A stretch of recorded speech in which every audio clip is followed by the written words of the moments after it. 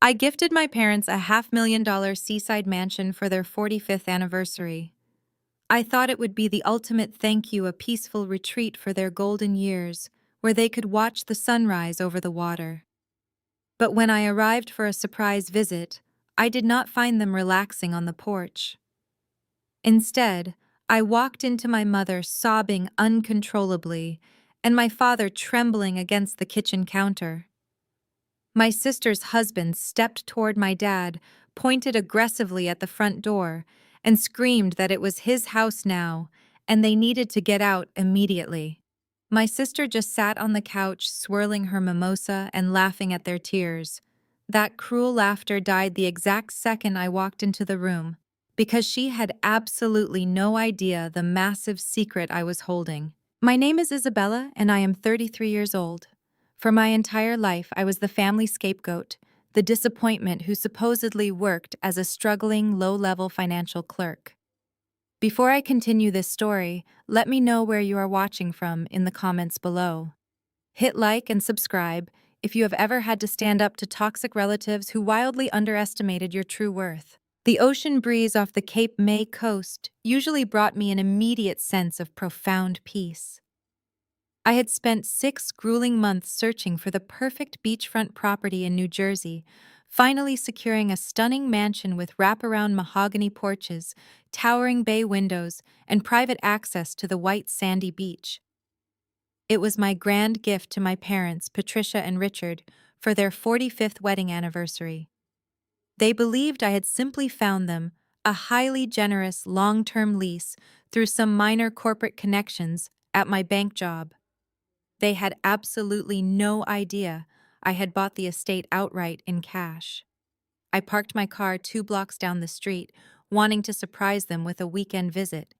The salty air whipped through my hair as I walked up the crushed shell driveway carrying a bottle of expensive vintage champagne in my bag.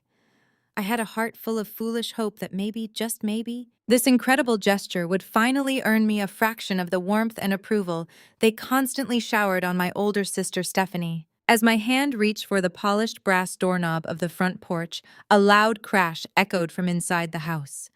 The sharp sound of shattering ceramic made my blood run instantly cold. I pushed the heavy oak door open, dropping my weekend bags in the grand foyer.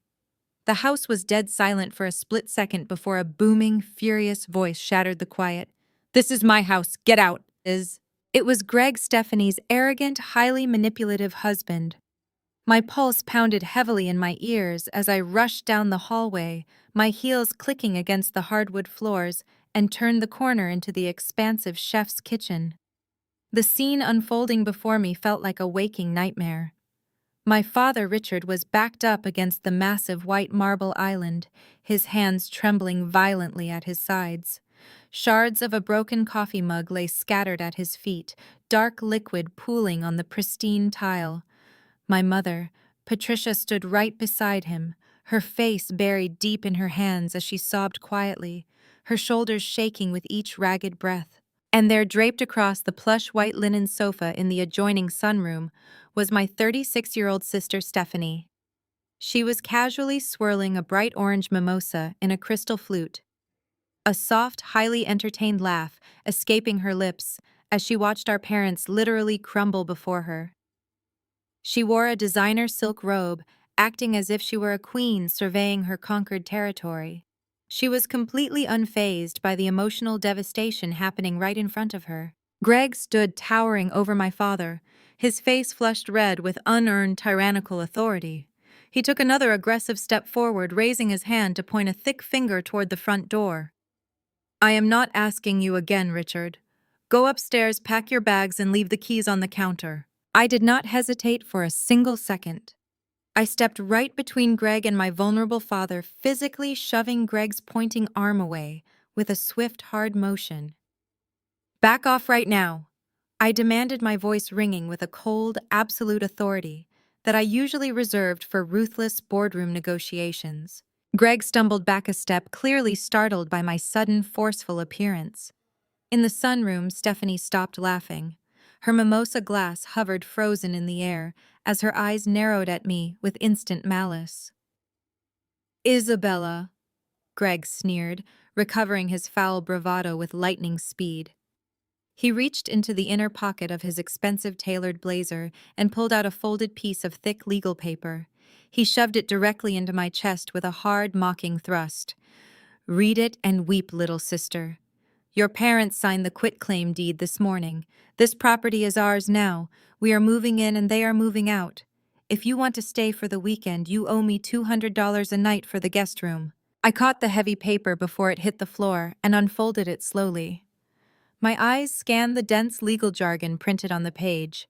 It was a standard transfer of deed document bearing the shaky, clearly forced signatures of both Patricia and Richard at the bottom line. The document attempted to transfer full, unencumbered ownership of the Cape May estate directly over to Greg and Stephanie. I looked at my parents, feeling a wave of absolute sickening disbelief wash over me. "You actually signed this?" I asked, my voice dangerously calm, barely above a whisper. Before my father could speak, my mother stepped forward and grabbed my sleeve. Her grip was desperately tight, her manicured nails digging painfully into my arm as she looked at me with those familiar, pleading eyes.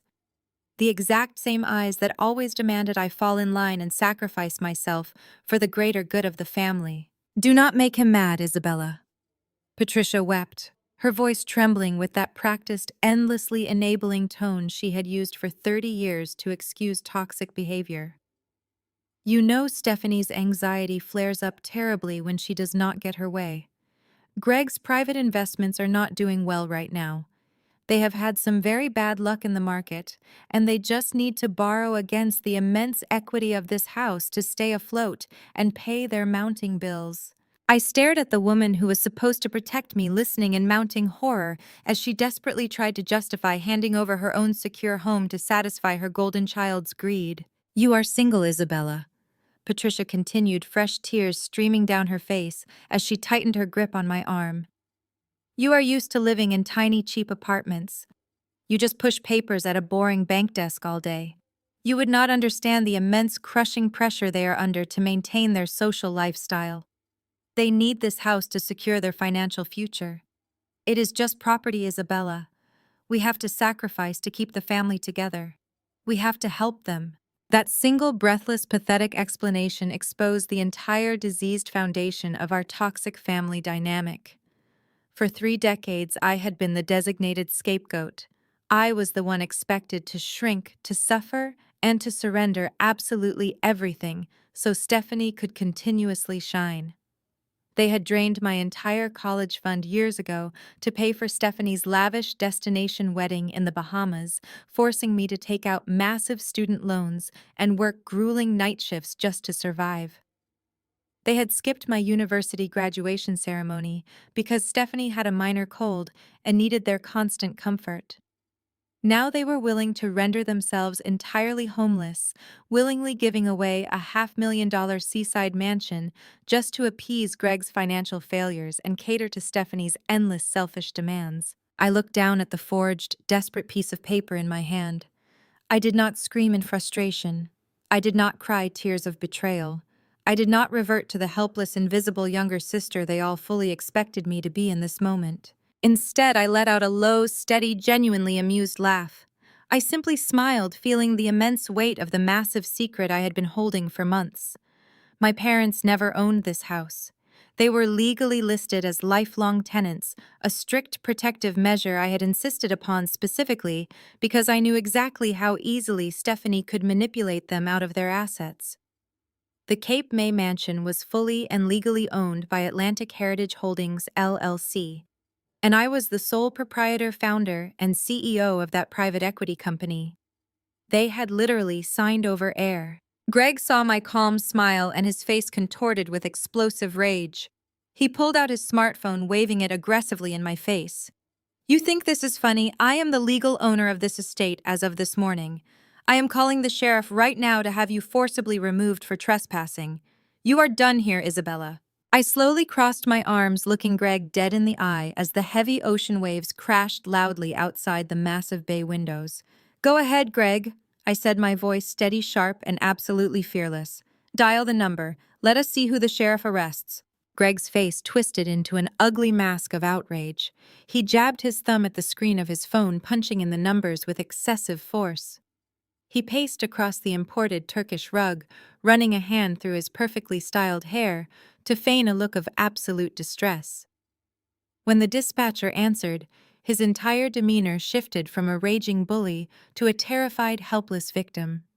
The transformation was so seamless and practiced that it would have been impressive if it were not so utterly pathetic. "Yes, hello, please send someone immediately," Greg said into the receiver, his voice dropping an octave to sound shaken and vulnerable.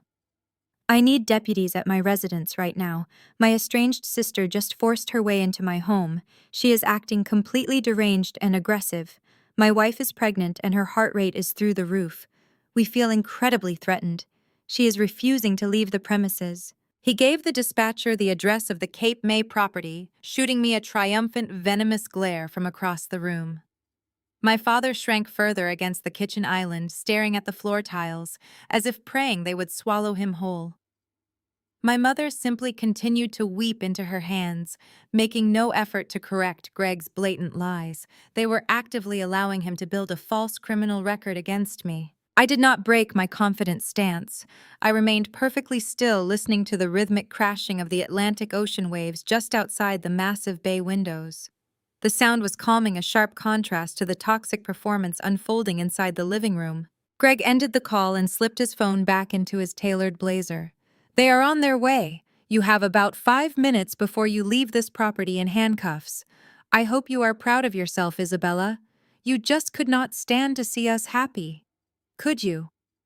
Before I could formulate a response to his staggering delusion, Stephanie let out a sharp, condescending sigh from the white linen sofa. She swirled the remaining orange liquid in her crystal mimosa flute, crossing her long legs. "You always did have a terrible flair for the dramatic, Bella," Stephanie sneered, emphasizing my childhood nickname like it was a dirty word. "I genuinely do not understand why you felt the need to drive all the way out here just to throw a tantrum. Are you really that desperate for attention?" I looked at my older sister, observing the sheer arrogance radiating from her posture.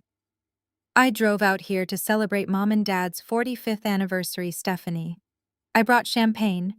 I did not expect to find you two orchestrating a hostile takeover of their retirement home." Stephanie rolled her eyes dramatically, taking a slow sip of her drink. "Oh, please, spare me the righteous indignation. We are not taking over anything.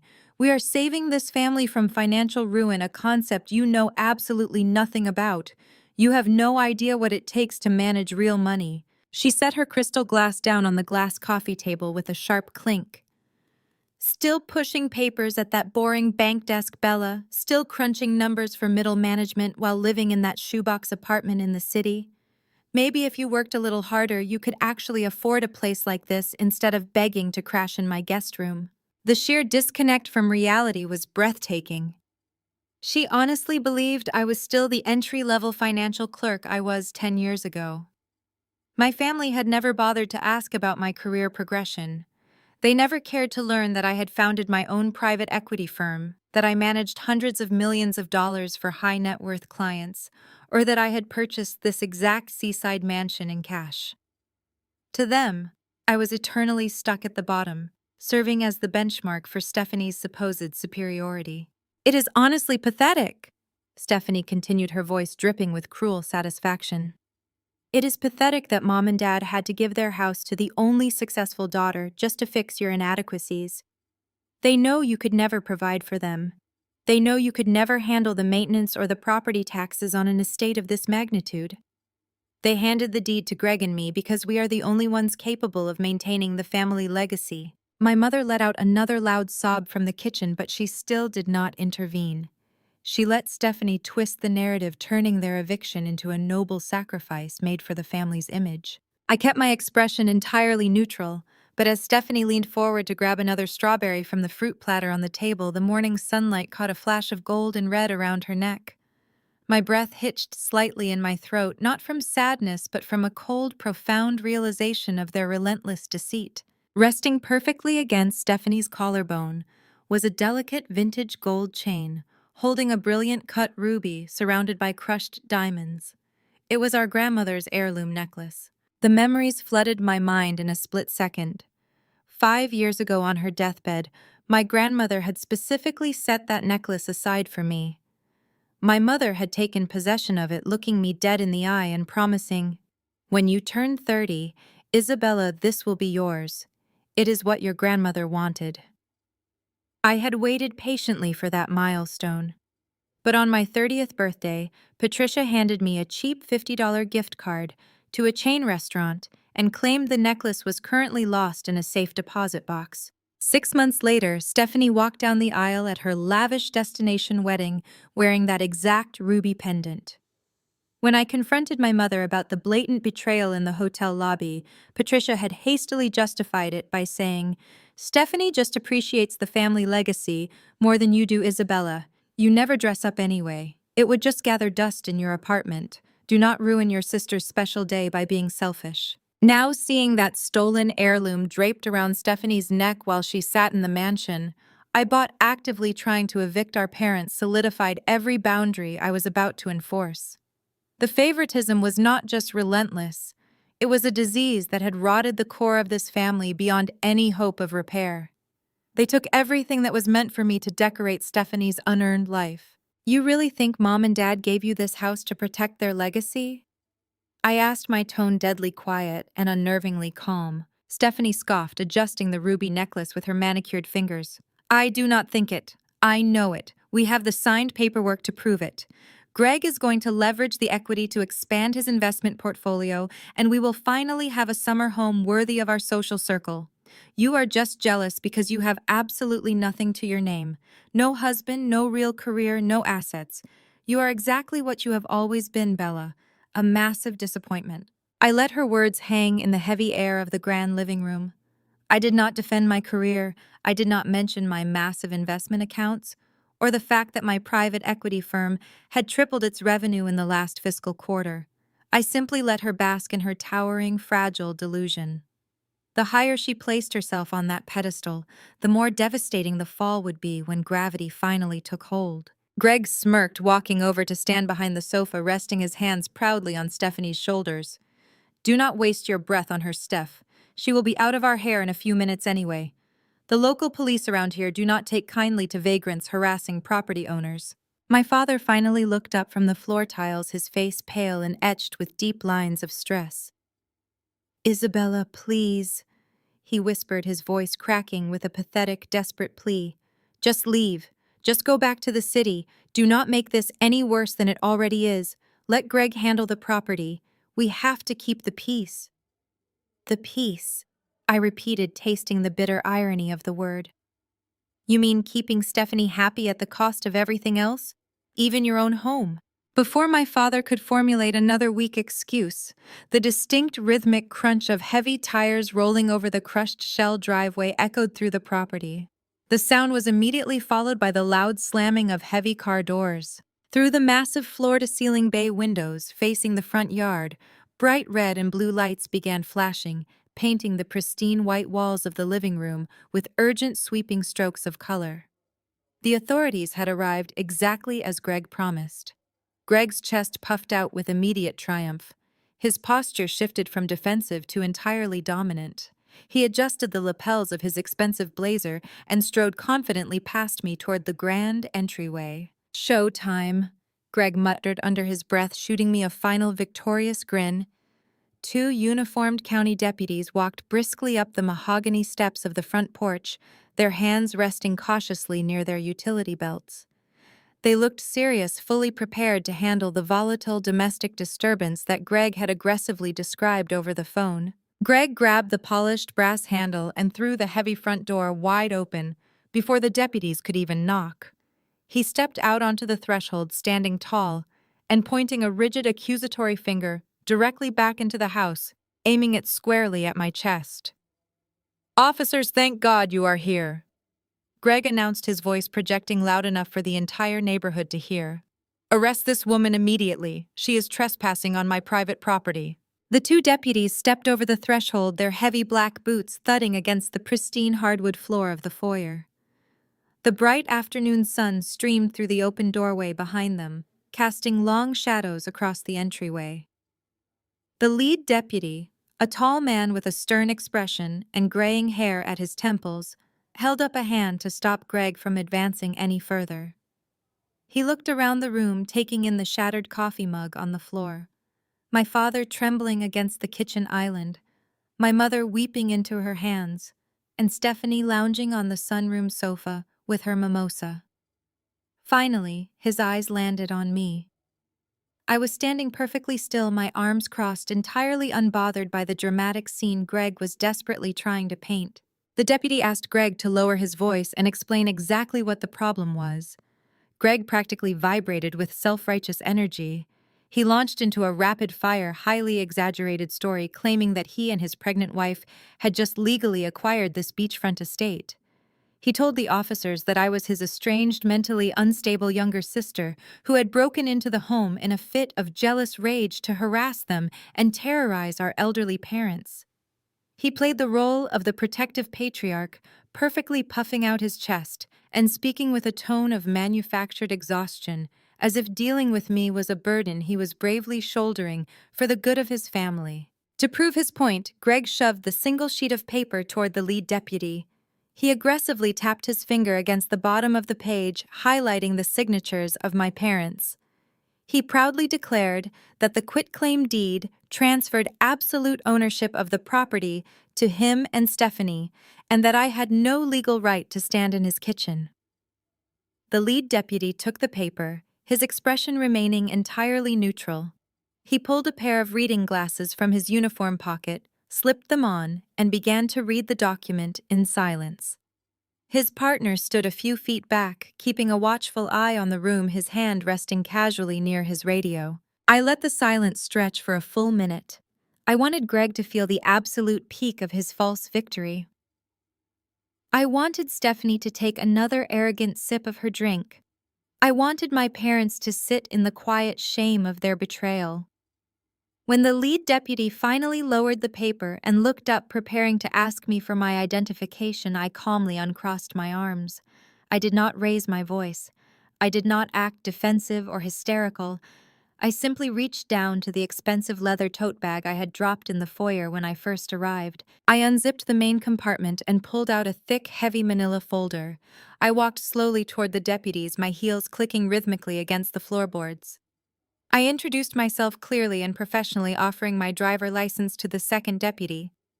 I then turned to the lead officer and handed him the manila folder. I told him that I appreciated him taking the time to review the situation, but the document Greg had just provided was entirely legally worthless. Greg let out a loud, mocking scoff, rolling his eyes dramatically for the benefit of the officers. He told the deputies not to listen to a word I said, claiming I was just a bitter bank clerk, trying to stir up trouble because I was broke and jealous. He demanded they put me in handcuffs immediately, so his wife could relax without fearing for her safety. The deputies completely ignored his outburst. The lead officer opened my folder. Inside was a certified, heavily notarized copy of the Property Master Trust Agreement, along with the official county registered deed for the Cape May estate.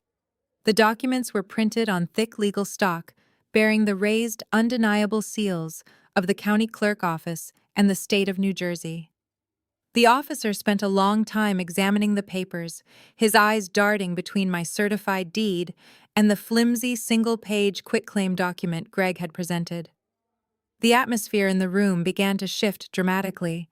The smug, victorious smirk on Greg's face slowly started to melt away, replaced by a rigid, uncomfortable confusion. In the sunroom, Stephanie finally set her crystal glass down, leaning forward as she sensed the sudden change in the air. The lead deputy removed his reading glasses and folded them slowly. He handed Greg quitclaim deed back to him, shaking his head. He looked directly at Greg and stated in a firm, authoritative voice that the document he was holding carried absolutely no legal weight. Greg's face flushed dark red.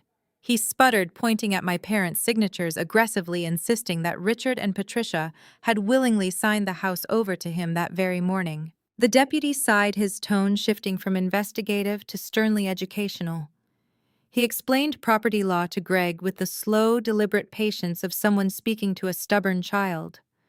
He pointed to my official documents and stated that Richard and Patricia Wilson never owned the beachfront property. They were strictly listed as life estate tenants, meaning they had the right to occupy the residence, but they possessed absolutely zero ownership rights, zero equity, and zero legal authority to transfer, sell, or leverage the estate. The deputy turned to me, nodding respectfully, and confirmed aloud that the property was entirely owned by Atlantic Heritage Holdings, and that I, Isabella Wilson, was the sole registered proprietor with exclusive rights to the estate. Greg's mouth fell open. He looked frantically from the deputies to me, and then to my parents, who were now shrinking even further back against the kitchen counters. The realization of what I had done hit him like a physical blow. He had spent weeks intimidating our parents, forcing them to sign away their home so he could secure a fraudulent loan, only to discover they had handed him a piece of garbage. He began to argue with the deputies, his voice rising in panic and fury. He claimed there must be a mistake, that I had tricked them, that the county records were wrong. The lead deputy stepped forward, his hand resting firmly on his utility belt, instantly shutting down Greg. Aggressive posturing. The officer voice went completely flat and serious. He warned Greg that attempting to enforce a fraudulent property transfer, especially when trying to use that forged transfer to secure a massive financial loan against an asset he did not own, bordered on felony wire fraud and grand larceny. The deputy made it incredibly clear that Greg was dangerously close to leaving the house in handcuffs himself. Furthermore, the officer looked around the room and stated that since Greg had no legal standing, and I was the true owner of the property, Greg was the one who was technically trespassing. The deputy looked at me and asked if I wanted him to formally escort Greg and Stephanie off the premises. I looked at my family, expecting a wave of profound relief from my parents. I expected them to run to me to thank me for stepping in and saving them from Greg's ruthless manipulation. I expected them to be grateful that the home I bought for their retirement was safe and secure in an ironclad trust. Instead, the ultimate agonizing betrayal unfolded right before my eyes. My mother let out a sharp, hysterical wail. She did not run to me to say thank you. She rushed past me, throwing her arms around Stephanie, who was now hyperventilating on the sofa. Patricia turned her tear-stained face toward me, her eyes filled with absolute burning resentment. She screamed at me, her voice echoing off the high ceilings. She demanded to know why I would trick them like this. She accused me of being deceptive and cruel for putting the house in a company name without telling them.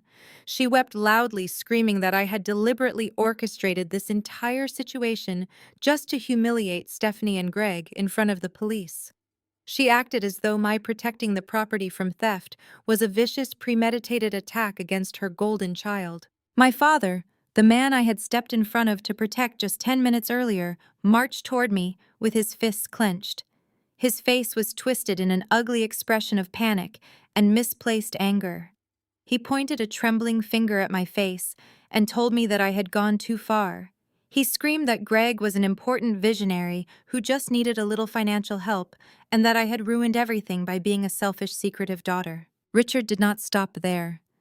In a display of sheer, unadulterated delusion, he demanded that I pull out a pen right then and there. He demanded that I legally sign the entire Cape May estate over to Stephanie immediately to fix the mess I had created. He told me that if I truly loved this family, I would transfer the Atlantic Heritage Holdings deed to Greg so he could secure his business loans and keep the peace. He wanted me to hand over a $500,000 asset just so they would not have to deal with Stephanie being upset. The deep psychological rot of their enabling behavior was breathtaking. They were perfectly willing to let me be robbed blind as long as it meant avoiding a temper tantrum from their favorite daughter. I stood completely still, absorbing the sheer magnitude of their betrayal. The officers watched the family dynamic unfold with expressions of quiet disgust, stepping back slightly to let me handle the domestic implosion. I looked my father directly in the eyes. The warmth, the foolish hope, and the lingering desire for their approval that had lived in my chest for 33 years instantly evaporated, leaving behind nothing but cold, hardened steel. "No," I said, my voice resonating with an absolute, terrifying calm. "I am not signing over a single thing. You have 30 days to pack your belongings and vacate my property. Your tenancy is formally revoked." Greg let out a guttural sound of pure, unhinged rage. Realizing he had entirely lost control of the situation and the police were watching his every move, he snatched his expensive jacket off the back of a dining chair. His face was a mask of furious humiliation. He stormed toward the front door, stopping just inches from me to snarl directly into my face. "Fine." Greg spat his breath hot against my cheek. "Keep your stupid house. Keep your pathetic, miserable little life. But you just made the biggest mistake you will ever make. You think you won today, but you are completely dead to us." He ripped the front door open and marched out to his car. Stephanie stood up from the sofa, smoothing down her designer silk robe with shaking hands. Her grandmother ruby necklace caught the light one last time. She walked toward the door to follow her husband, pausing right beside me in the grand foyer. Stephanie did not look defeated. She looked venomous. She leaned in close to my ear, a dark, incredibly malicious smile spreading across her lips. She dropped her voice to a vicious, terrifying whisper. "You think you are so smart, Isabella? You think you hold all the cards because you own this house." Stephanie let out a soft, cruel laugh. "You might own the real estate, Bella, but you have absolutely no idea what Mom and Dad let us sign against your name yesterday." The heavy oak front door slammed shut, sending a reverberating echo through the grand foyer of the Cape May mansion. The sudden silence that followed was oppressive and suffocating. Greg and Stephanie were gone, having hastily retreated to some overpriced luxury hotel down the coast, leaving the shattered pieces of their failed coup behind. I stood frozen in the entryway, the phantom heat of Stephanie's venomous whisper still burning against my ear. She had promised that I had absolutely no idea what my parents had signed against my name, and the calculated malice in her voice promised financial ruin. I turned around slowly, my heels clicking sharply against the polished hardwood floor, each step sounding like a judge's gavel. My parents were still huddled together in the kitchen, looking exactly like two cornered animals, completely devoid of the self-righteous authority they had wielded moments before. My mother was clutching a damp dish towel, wiping aimlessly at the spilled coffee on the marble island, stubbornly refusing to make eye contact. My father stood rigid by the stainless steel refrigerator, his jaw set in a hard line of defensive pride. I walked back into the expansive kitchen, closing the physical distance between us. I placed my hands flat on the cold marble counter, leaning in close to force them to acknowledge my presence. "What did she mean, Dad?" I asked, my voice dangerously soft. "What exactly did you let them sign against my name?" My father cleared his throat loudly, adjusting his collar as if he were preparing to give a stern lecture to a disobedient teenager, rather than answering to the woman who owned the roof over his head. "It is nothing you need to worry about, Isabella. It is just some standard financial paperwork to help your sister get back on her feet. Greg is handling everything perfectly." I slammed my hand down on the counter, the sharp, violent crack making my mother jump and drop the dish towel onto the floor. "Greg is not handling anything." I fired back, my patience entirely exhausted and my tone sharp enough to cut glass. "Greg just tried to steal my property using a highly illegal, completely fraudulent quitclaim deed in front of armed county deputies. He is a criminal. Now I am asking you one last time before I call those deputies back here. What did you sign?" Patricia let out a loud theatrical wail, burying her face in her trembling hands. "We were just trying to help him," she cried, her voice pitching into that familiar grating whine she used to avoid accountability. "You have always been so difficult, Isabella, so incredibly unwilling to support your own flesh and blood. Greg and Stephanie are drowning in debt. They have a baby on the way. We absolutely had to do something to secure their future because you certainly were not going to lift a finger to help them." I stared at her, a cold knot of dread forming in my stomach. "What did you do, Mom?" Richard stepped in front of Patricia, puffing out his chest in a pathetic display of patriarchal authority, desperately trying to regain control of the narrative. "Greg is a visionary entrepreneur," Richard declared, using the exact infuriating buzzwords Greg undoubtedly fed him to inflate his fragile ego. "He has brilliant disruptive ideas, Isabella. He just needed a little seed money to stay afloat and get his new logistics venture off the ground. You have always been so incredibly selfish with your little savings account. You sit in your tiny apartment hoarding your money while your sister suffers. We knew you would never willingly help them, so we took matters into our own hands. My mind raced rapidly, trying to connect the scattered dots of their ultimate betrayal. I had tightly secured the deed to the house under Atlantic Heritage Holdings. They could not leverage the property directly because their names were nowhere near the actual ownership documents. But Stephanie had explicitly mentioned my name. "We gave him the mail from your old bank account." Richard confessed, his tone completely devoid of any guilt. "The statements that still get delivered to our house in the suburbs. We gave Greg your account numbers, your social security number, and your financial history so he could apply for a home equity line of credit using your credentials as a co-signer. It is what families do for each other." Ni isoias. The sheer audacity of his statement struck me like a physical blow. It is what families do for each other. That twisted, manipulative phrase was the toxic mantra they had used to control my entire existence. My mind instantly flashed back to the spring before I started college. I had worked tirelessly for 4 brutal years, saving every single penny from my after-school jobs, babysitting gigs, and grueling weekend shifts at a local diner. I had accumulated a modest but hard-earned college fund that represented my absolute ticket to freedom. Then Stephanie got engaged. She demanded a lavish destination wedding in the Bahamas, complete with imported orchids, a designer gown she would wear exactly once, and a 5-tier cake. When my parents realized they could not afford Stephanie's extravagant demands, they quietly drained my entire college savings account to cover the exorbitant catering bill. When I found out and confronted them weeping over my stolen future, they had used those exact same words. They expected me to take out crushing student loans and work night shifts just so Stephanie could have her perfect day in the sun. They had happily mortgaged my future to buy Stephanie a party. Now, 15 years later, they were doing it again. Only this time, the stakes were catastrophically higher. A home equity line of credit. I repeated slowly, the terrifying reality of their actions finally crystallizing in my mind. You let Greg commit massive identity theft. You actively facilitated a federal crime. You let him use my stellar credit score, my social security number, and the address of this estate to secure a loan. "It is not identity theft," my father argued, stubbornly waving a dismissive hand in the air as if swatting away a fly. "We are your parents.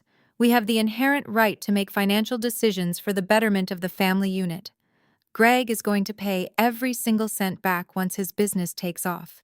He just needed your name on the application to get approved because his own credit is temporarily tied up in other investments. It is a $300,000 loan, Isabella. A drop in the bucket for a successful company. You will not even notice it."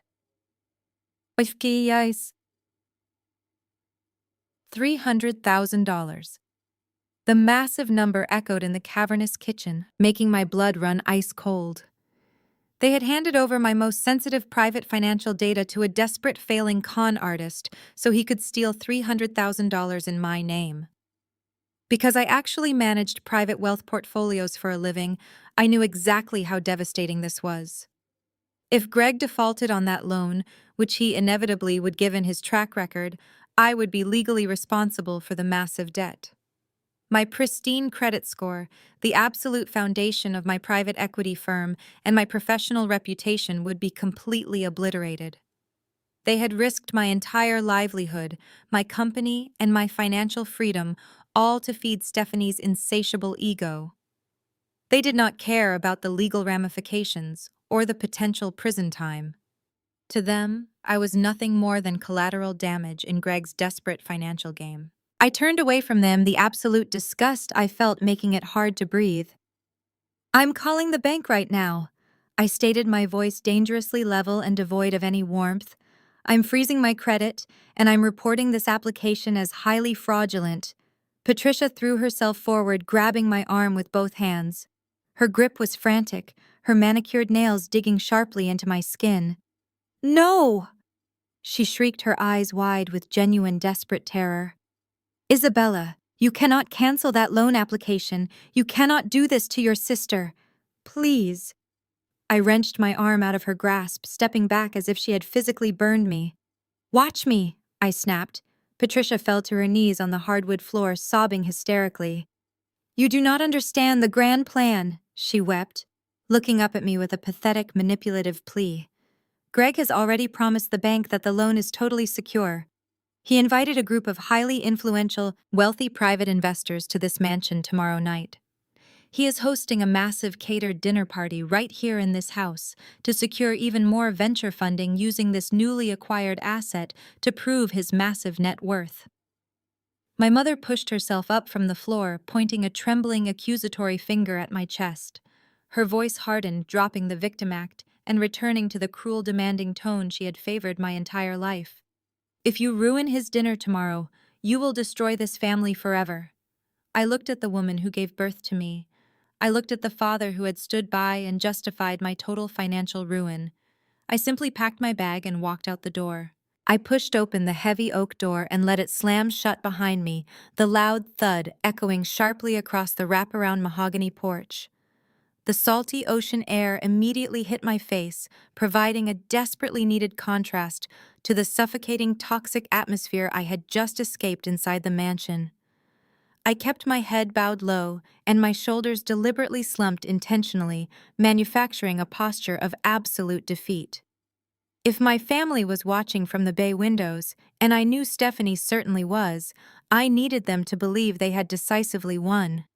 I needed them to think they had successfully bullied the family scapegoat into meek submission once again. I walked down the crushed shell driveway with slow, heavy steps, dragging my weekend bag behind me like a physical manifestation of my supposed failure. I reached my car parked inconspicuously 2 blocks down the quiet residential street, tossed my bag into the trunk, and slid into the driver's seat. The second the car door locked, my posture completely transformed. The manufactured defeat vanished in an instant, replaced by an adrenaline-fueled, razor-sharp focus. I did not shed a single tear. I did not panic.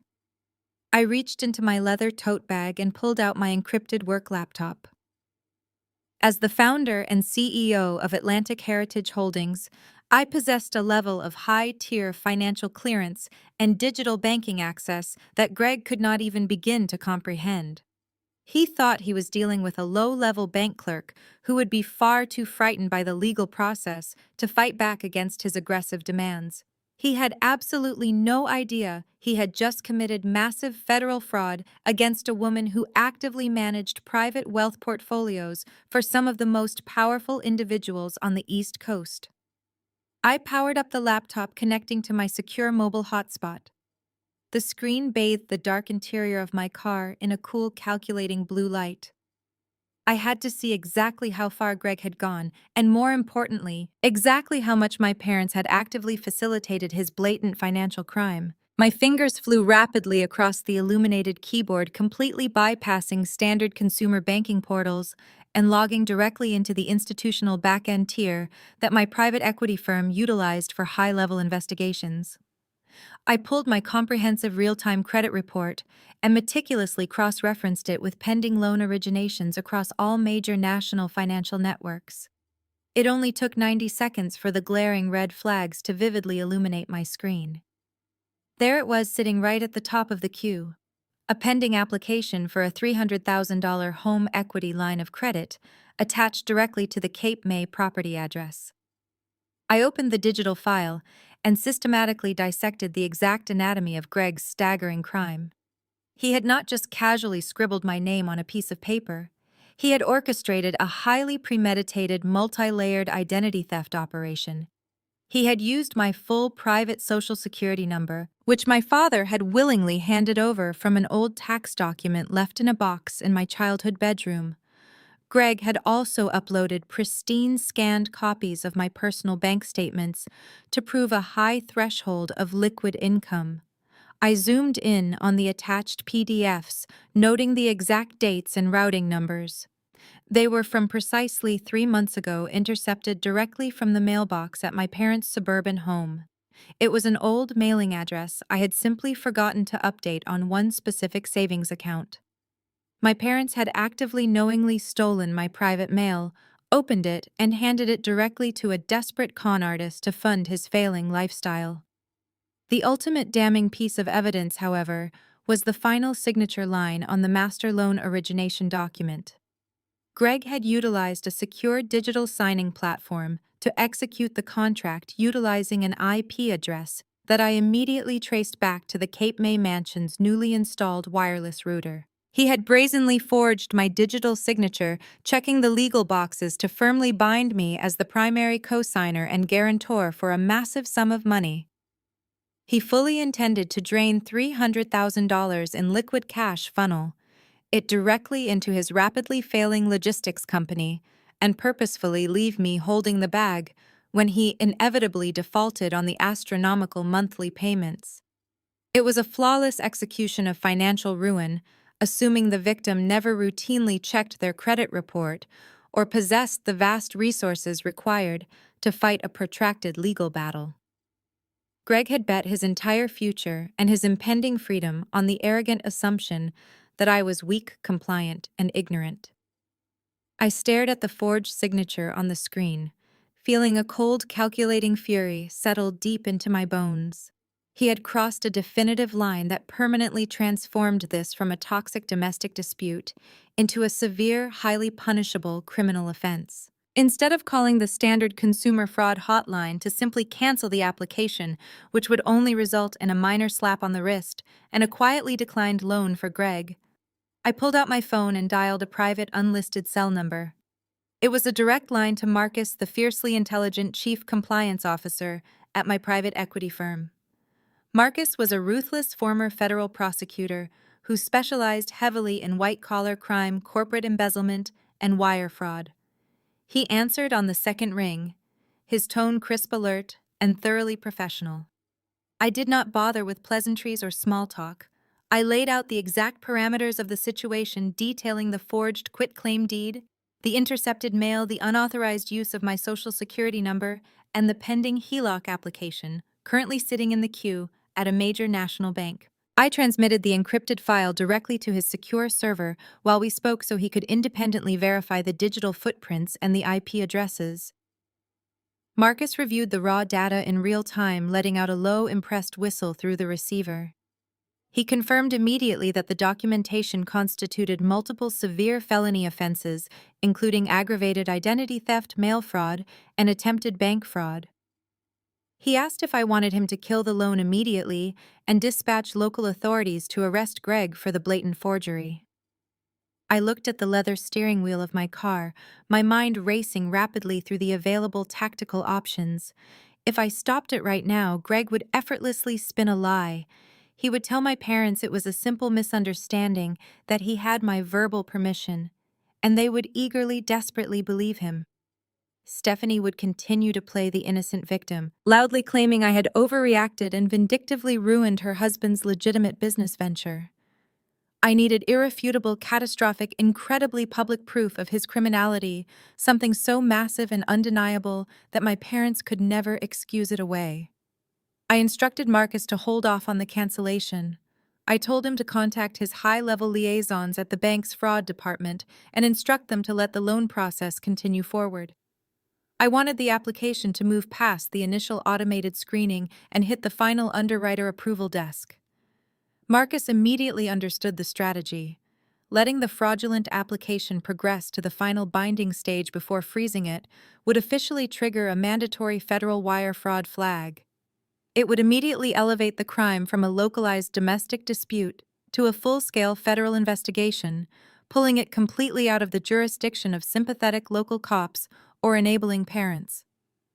Marcus agreed to arm the trap, confirming that the very moment the bank attempted to verify the final digital signature, the federal flag would drop, locking Greg's financial profile permanently and automatically alerting the proper authorities. I thanked Marcus for his quick discretion and ended the call feeling a profound, intoxicating sense of control returning to my life. As I closed my laptop, my phone vibrated in the cup holder. A notification flashed across the screen from a secondary social media account I used to monitor my sister's highly curated online presence. I opened the application and found a brand new post from Stephanie uploaded just minutes after I had walked out of the beach house. The post featured a heavily filtered, glamorous selfie of Stephanie standing in the grand foyer of the Cape May mansion, proudly wearing my grandmother's ruby necklace. She wrote about how incredibly blessed she was to be hosting a lavish housewarming and exclusive investor dinner at her brand new Seaside estate tomorrow evening. She added a venomous little hashtag mocking her jealous spinster sister, who just could not handle seeing other people succeed. She was publicly parading her stolen triumph, actively using the house I bought and the loan she stole in my name to secure even more funding. A slow, genuine smile spread across my face as I stared at the screen. Patricia begged me not to ruin Greg's dinner party. I decided right then I would let them host the party, setting a trap. The harsh, rhythmic buzzing of my encrypted mobile phone shattered the quiet stillness of my hotel room. I had spent the night at a high-end resort just a few miles down the coastline from my Cape May property, seeking a neutral space to let the adrenaline of yesterday's confrontation fully metabolize. The morning sun was just beginning to pierce through the blackout curtains, casting long, sharp beams of light across the pristine white duvet. I reached for the device on the nightstand, my mind instantly snapping into a state of absolute hyper-vigilant clarity. The screen illuminated with a priority notification from Marcus, routed directly through the institutional security server of my private equity firm. I unlocked the device, bypassing the biometric safeguards to access the secure message. The federal bank had officially taken the bait. The automated underwriting system had processed Greg's fraudulent home equity line of credit application just enough to hit the final verification firewall. As Marcus and I had calculated, the system immediately detected the massive irregularities surrounding the digital signature and the unauthorized use of my social security number. The alert staring back at me was a definitive, undeniable confirmation. The application had been formally flagged for severe identity theft and attempted federal wire fraud. Furthermore, the bank's cybersecurity division had already locked onto the origin IP address, definitively tracing the fraudulent submission directly to the wireless router inside my Cape May mansion. Greg was completely boxed in. He had left a glowing digital footprint that no expensive lawyer could ever erase. The trap was officially armed, the steel jaws locking firmly into place around his carefully constructed delusion. I let out a long, slow breath, feeling the last remaining traces of familial guilt evaporate from my chest. My parents had made their choice. They had willingly handed over my identity to fund a criminal, and now they would face the absolute unmitigated consequences of their betrayal. I pushed back the heavy hotel covers and stepped out of bed. Today was not a day for the casual, unassuming linen sundresses and woven sandals I usually wore when visiting my parents. For 33 years, I had deliberately muted my presence around them. I had actively downplayed my staggering financial success, wearing modest clothing, and driving an unremarkable sedan, all to avoid bruising Stephanie's fragile ego and triggering my mother's relentless comparative cruelty. I had shrunk myself down to fit into the pathetic little box they had built for me. That version of Isabella was completely dead. Today, I was going to visually manifest the apex predator I actually was in the corporate financial world. I left the hotel and drove straight to an exclusive appointment-only designer boutique located in the wealthy shopping district of the coastal town. The sales associate greeted me with a practiced, deferential smile, recognizing a serious client the moment I walked through the glass doors. I bypassed the racks of soft, flowy resort wear and headed directly for the tailored garments.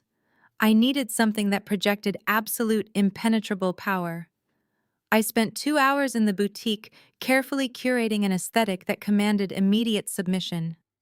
I purchased an impeccable, razor-sharp, bespoke tailored suit in a deep, striking shade of crimson.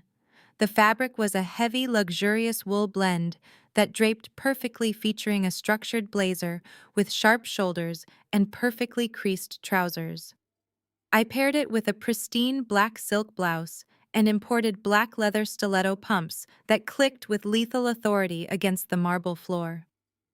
I sat in the boutique's private salon as a professional stylist, pulled my hair back into a sleek, severe chignon, removing any trace of softness from my face. She applied a dark red lip color that perfectly matched the suit. When I finally stood and faced the full-length mirror, the transformation was breathtaking. I did not look like the invisible scapegoated younger sister. I looked exactly like the powerhouse chief executive officer of a private equity firm managing hundreds of millions of dollars. I looked like a woman who could destroy a man's life with a single phone call. I paid the exorbitant bill without blinking, slipping my sunglasses on as I walked back out into the bright afternoon sun. By 4 o'clock in the afternoon, I was seated at a secluded corner table inside a luxury cafe just down the street from the Cape May estate. The cafe boasted a massive wrap-around patio with unobstructed views of the coastal road, allowing me to monitor the incoming traffic while remaining entirely out of sight. I ordered a double espresso, the bitter dark liquid matching my current mood. I opened my laptop and connected to my secure network. When I had purchased the beachfront property in cash 2 years ago, I had contracted a premium security firm to install a comprehensive top-tier smart home system. It was standard protocol for my high-value real estate assets. The system included discrete high-definition security cameras seamlessly integrated into the crown molding of the foyer, the grand living room, the kitchen, and the exterior perimeters. My family had absolutely no idea the cameras existed, assuming the small black domes were motion sensors for the alarm system. I clicked on the master surveillance application, bringing up a grid of live, crystal-clear video feeds from inside my house. The screens instantly populated with frantic, high-budget activity. A fleet of white delivery vans had pulled into my crushed shell driveway. A team of professional caterers in white uniforms scurried through my kitchen hauling massive silver chafing dishes, premium seafood platters, and crates of expensive champagne. Event planners aggressively barked orders, directing florists who were arranging towering, extravagant centerpieces of white orchids and imported lilies on my mahogany dining table. Greg was sparing absolutely no expense, actively burning through credit. He did not have to project an illusion of boundless wealth to his incoming marks. I watched him strut through the foyer on the main camera feed. He was wearing a ridiculously flashy velvet dinner jacket, holding a crystal tumbler of scotch. He looked incredibly smug, completely oblivious to the fact that he was standing in a house he did not own, spending money he had stolen while a federal fraud investigation silently circled his name. I unmuted the audio feed on the primary living room camera, adjusting my earpiece to listen to the circus. Greg's voice boomed through the speakers, dripping with arrogant, insufferable entitlement. He was actively cornering the lead catering manager near the fireplace, gesturing grandly to the vaulted ceilings. "Make sure the caviar is circulating the moment my investors walk through the door," Greg ordered, puffing out his chest. "These are highly influential people. They need to see the massive wealth behind this operation. My wife and I just acquired this magnificent estate, and I want everything to be absolutely flawless for our guests." He spoke with such delusional conviction that it was almost fascinating to witness. He truly believed his own lies. My gaze shifted to the secondary camera feed monitoring the sunroom. The sight made my blood boil all over again. Stephanie was lounging on the plush sofa, her hair perfectly styled, barking sharp, impatient commands. My parents, the very people who had ruthlessly facilitated Greg's criminal identity theft to protect this golden child, were actively acting as her glorified, unpaid servants. My mother was standing over the coffee table, frantically polishing a set of silver serving spoons with a microfiber cloth, her face strained with the effort of making everything perfect for Stephanie's big night.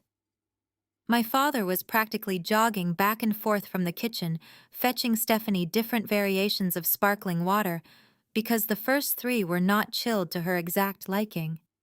They were completely humiliating themselves, eagerly embracing their roles as the subservient help, just to bask in the fraudulent glow of Greg's supposed success. The hypocrisy was staggering. They happily destroyed my financial security and threw me out like garbage all so they could polish silverware for a man about to be arrested for a federal felony. I checked the gold watch on my wrist. It was 5:45 in the evening. Through the exterior camera feed, I watched the first sleek black luxury town car roll slowly up the driveway, its tires crunching softly against the shells. A brief moment later, a gleaming silver Mercedes and a pristine Range Rover pulled in directly behind it. Greg's wealthy private investors had arrived ready to be wined, dined, and swindled. The trap was now fully populated with the exact audience Greg wanted to impress the most. I closed my laptop with a sharp snap. I stood up from the cafe table, smoothing down the front of my bespoke crimson suit. I picked up my leather bag, took one last deep breath of the salty ocean air, and began the short, purposeful walk down the street toward my house. It was time to strike. The luxury vehicles continued to glide smoothly up the crushed shell driveway of the Cape May estate. From my vantage point just down the street, I watched as the valets Greg had undoubtedly hired on credit rushed to open the heavy doors of the Mercedes and Range Rovers. Wealthy, influential private investors stepped out into the fading afternoon sun, adjusting their bespoke tailored suits and shielding their eyes from the coastal glare. These were men and women who controlled millions of dollars in venture capital individuals, who demanded absolute perfection and projected an aura of ruthless financial scrutiny. Greg stood at the top of the grand mahogany staircase of the front porch, playing the role of the triumphant titan of industry with nauseating perfection. He wore a velvet dinner jacket that looked entirely out of place in the humid seaside environment, but it served his desperate need to project an image of old money and untouchable prestige. He greeted each investor with an aggressively firm handshake and a booming, practiced laugh, clapping them on the shoulder as he ushered them over the threshold into my home. Through the high-definition live feed streaming directly to my smartphone, I monitored the unfolding spectacle from the shadowed corner of the luxury cafe patio. The interior cameras captured every agonizing detail of the charade. Greg was completely in his element, aggressively pouring expensive imported champagne into crystal flutes and passing them to his wealthy guests. He gestured wildly to the vaulted ceilings, the imported Turkish rugs, and the massive bay windows overlooking the Atlantic Ocean. He was actively pointing out the architectural details of the home, loudly claiming that he and Stephanie had just finalized the purchase of the estate that very morning. He boasted about the property value, inflating the numbers to sound even more impressive, and smoothly transitioned into his business pitch. He promised the investors absolutely massive, unprecedented returns on his new logistics venture, heavily implying that this mansion was merely a fraction of the staggering wealth he already possessed. Stephanie drifted through the crowd of investors, a picture of manufactured grace wearing an outrageously expensive designer gown and my grandmother's stolen ruby necklace. She laughed at the appropriate moments, touching the arms of the older investors, playing the devoted, supportive wife of a rising billionaire. In the background, the most pathetic display of all was taking place. My parents, Patricia and Richard Wilson, were actively functioning as glorified unpaid servants for the evening. My mother was hovering nervously near the massive kitchen island, frantically arranging gourmet hors d'oeuvres on silver platters, her face drawn and anxious as she desperately tried to meet Stephanie's exacting standards. My father was practically jogging between the grand living room and the kitchen, collecting empty champagne flutes and wiping away imaginary water rings from the glass coffee tables. They had completely surrendered their dignity, willingly reducing themselves to subservient help, just to facilitate Greg's massive fraudulent illusion. They had betrayed their youngest daughter, facilitated federal identity theft, and risked my entire financial future, all so they could polish silverware and serve crab cakes to a room full of strangers. I took a slow, deliberate sip of my espresso, letting the bitter taste ground me in the present moment. The anger that had burned inside me for 33 years had finally crystallized into absolute freezing clarity. I set the porcelain cup down on the table, picked up my phone, and tapped the icon for the highly encrypted smart home application that controlled every single electronic function within the Cape May mansion. I bypassed the standard user interface and accessed the master administrative panel. The screen glowed with dozens of green toggles representing the active, thriving pulse of the house. I tapped the primary network control icon and immediately severed the property's high-speed internet connection. The master router deactivated instantly, plunging the entire estate into a total digital blackout. I did not stop there. I swiped over to the climate control dashboard. The coastal evening humidity was currently hovering at an oppressive 90%, a thick, suffocating blanket of moisture that defined New Jersey summers. I initiated a direct override command, bypassing the wall-mounted thermostats entirely, and completely killed the central air conditioning units. The massive industrial-grade HVAC compressors located on the roof immediately ground to a halt. As a final calculated measure, I accessed the perimeter security protocol. I sent a remote command to the heavy wrought iron driveway gates, forcing them to lock into the fully open position. The property was now entirely exposed, allowing the investors an unobstructed exit path when the inevitable disaster struck, and ensuring the local authorities would have zero issues accessing the estate later that night. The lockdown protocol was officially armed and executed. Inside the mansion, the effects of my remote retaliation were completely instantaneous and utterly devastating. Through the silent camera feed on my phone screen, I watched the immediate chaos begin to unfold.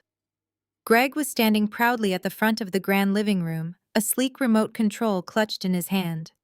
He had gathered the investors around the massive 85-inch smart television mounted above the marble fireplace, clearly preparing to launch into his high-tech multimedia pitch deck. He pressed the button to start the presentation. The screen remained entirely blank, displaying only a spinning, buffering icon. Greg frowned, pressing the button again with more force. An error message popped up in bright red letters, indicating a total loss of network connectivity. He let out a nervous, forced chuckle, apologizing to the investors and assuring them it was just a minor technical glitch. He pulled his smartphone from his pocket, his thumb swiping frantically across the screen as he desperately tried to connect to the house Wi-Fi. The network had completely vanished. While Greg panicked over the digital blackout, a much more physical, inescapable problem began to manifest. Without the industrial air conditioning units pumping crisp, cold air through the ventilation system, the massive coastal estate began to heat up with astonishing speed. The heavy, wet ocean air immediately began seeping through the microscopic cracks in the insulation, combining with the body heat of 30 people gathered in a single room. The grand living room rapidly transformed into a suffocating, sweltering sauna. The crisp, tailored suits of the wealthy investors suddenly became incredibly oppressive traps of heavy wool and silk. I watched the physical discomfort ripple through the crowd like a tangible wave. An older gentleman standing near the fireplace subtly pulled at the collar of his expensive dress shirt, his face flushing a deep, uncomfortable red. A female investor fanned herself aggressively with a glossy informational brochure Greg had handed out earlier. Several men began discreetly loosening their silk ties, shifting their weight from foot to foot as the ambient temperature continued to climb higher and higher. The luxurious, effortless atmosphere Greg had spent thousands of dollars to cultivate evaporated into thin air replaced by sticky, miserable tension. Stephanie noticed the rising heat and immediately lost her composure. She marched over to my father, her face twisted in an ugly scowl, and aggressively pointed toward the ceiling vents. She demanded that he fix the air conditioning immediately, her voice shrill and entirely devoid of the manufactured grace she had been projecting moments before. Richard scrambled toward the hallway thermostat, his face pale and sweating profusely, frantically pushing buttons on a digital screen that was completely dead. Patricia hovered anxiously behind him, wringing her hands together, looking completely helpless and terrified of ruining Stephanie's perfect evening. Greg was now visibly sweating. Large, dark patches of moisture began to form under the arms of his velvet dinner jacket. His carefully styled hair was losing its shape, sticking to his forehead in damp, pathetic clumps. The investors were losing their patience, exchanging highly skeptical, irritated glances with one another. They had come to see a visionary entrepreneur with massive capital, and instead, they were trapped in a sweltering, disconnected house with a man who could not even keep his own Wi-Fi running. Greg desperately tried to regain control of the room. He clapped his hands together, his voice booming over the irritated murmurs of the crowd, attempting to project an aura of calm, unbothered leadership. He flashed a tight, sweaty smile and loudly claimed that they were simply experiencing a temporary power grid issue. He confidently lied to the investors, stating that the local coastal utility company was doing brief rolling blackouts and that his massive backup generators would kick on at any moment. He promised them the air conditioning and the internet would be fully restored in less than 5 minutes, begging them to simply enjoy the imported champagne while they waited for the system to reboot. It was a smooth, practiced lie delivered with the terrifying ease of a career con artist. He was inches away from smoothing over the disaster and keeping his fraudulent pitch alive. I slid my phone into my pocket and stepped off the sidewalk, walking directly up the center of the crushed shell driveway. The thick humidity clung to my skin, but I did not break a sweat. I felt entirely composed, grounded by the absolute certainty of what I was about to do. I climbed the mahogany steps of the front porch, my black stiletto pumps echoing loudly in the quiet, sticky evening air. I stopped directly in front of the massive double doors. Inside the grand living room, Greg was just raising his crystal glass to propose a toast to his future partners, his face shining with sweat and desperate ambition. I reached into my pocket, opened the smart home application, and pressed the master intercom button. A loud, crystal-clear, digitized chime suddenly rang out from the high-fidelity speakers mounted in every single room of the mansion. The sound sliced sharply through the humid air, instantly silencing Greg's toast and causing every investor in the room to freeze in their tracks. The chime was not a subtle background noise. It was an aggressive, undeniable announcement that the house was actively responding to an external command. Before Greg could even formulate a panicked explanation for the sudden noise, I pressed the final security override on my screen. The heavy deadbolt mechanisms inside the massive front doors disengaged with a loud mechanical clunk that echoed directly into the grand foyer. I grasped the polished brass handles and pushed forward. The heavy mahogany doors swung smoothly inward, crashing loudly against the interior walls. The sudden noise drew the attention of every single person in the grand living room. The investors, my parents, Stephanie and Greg, all turned their heads simultaneously, staring in absolute stunned silence at the open doorway.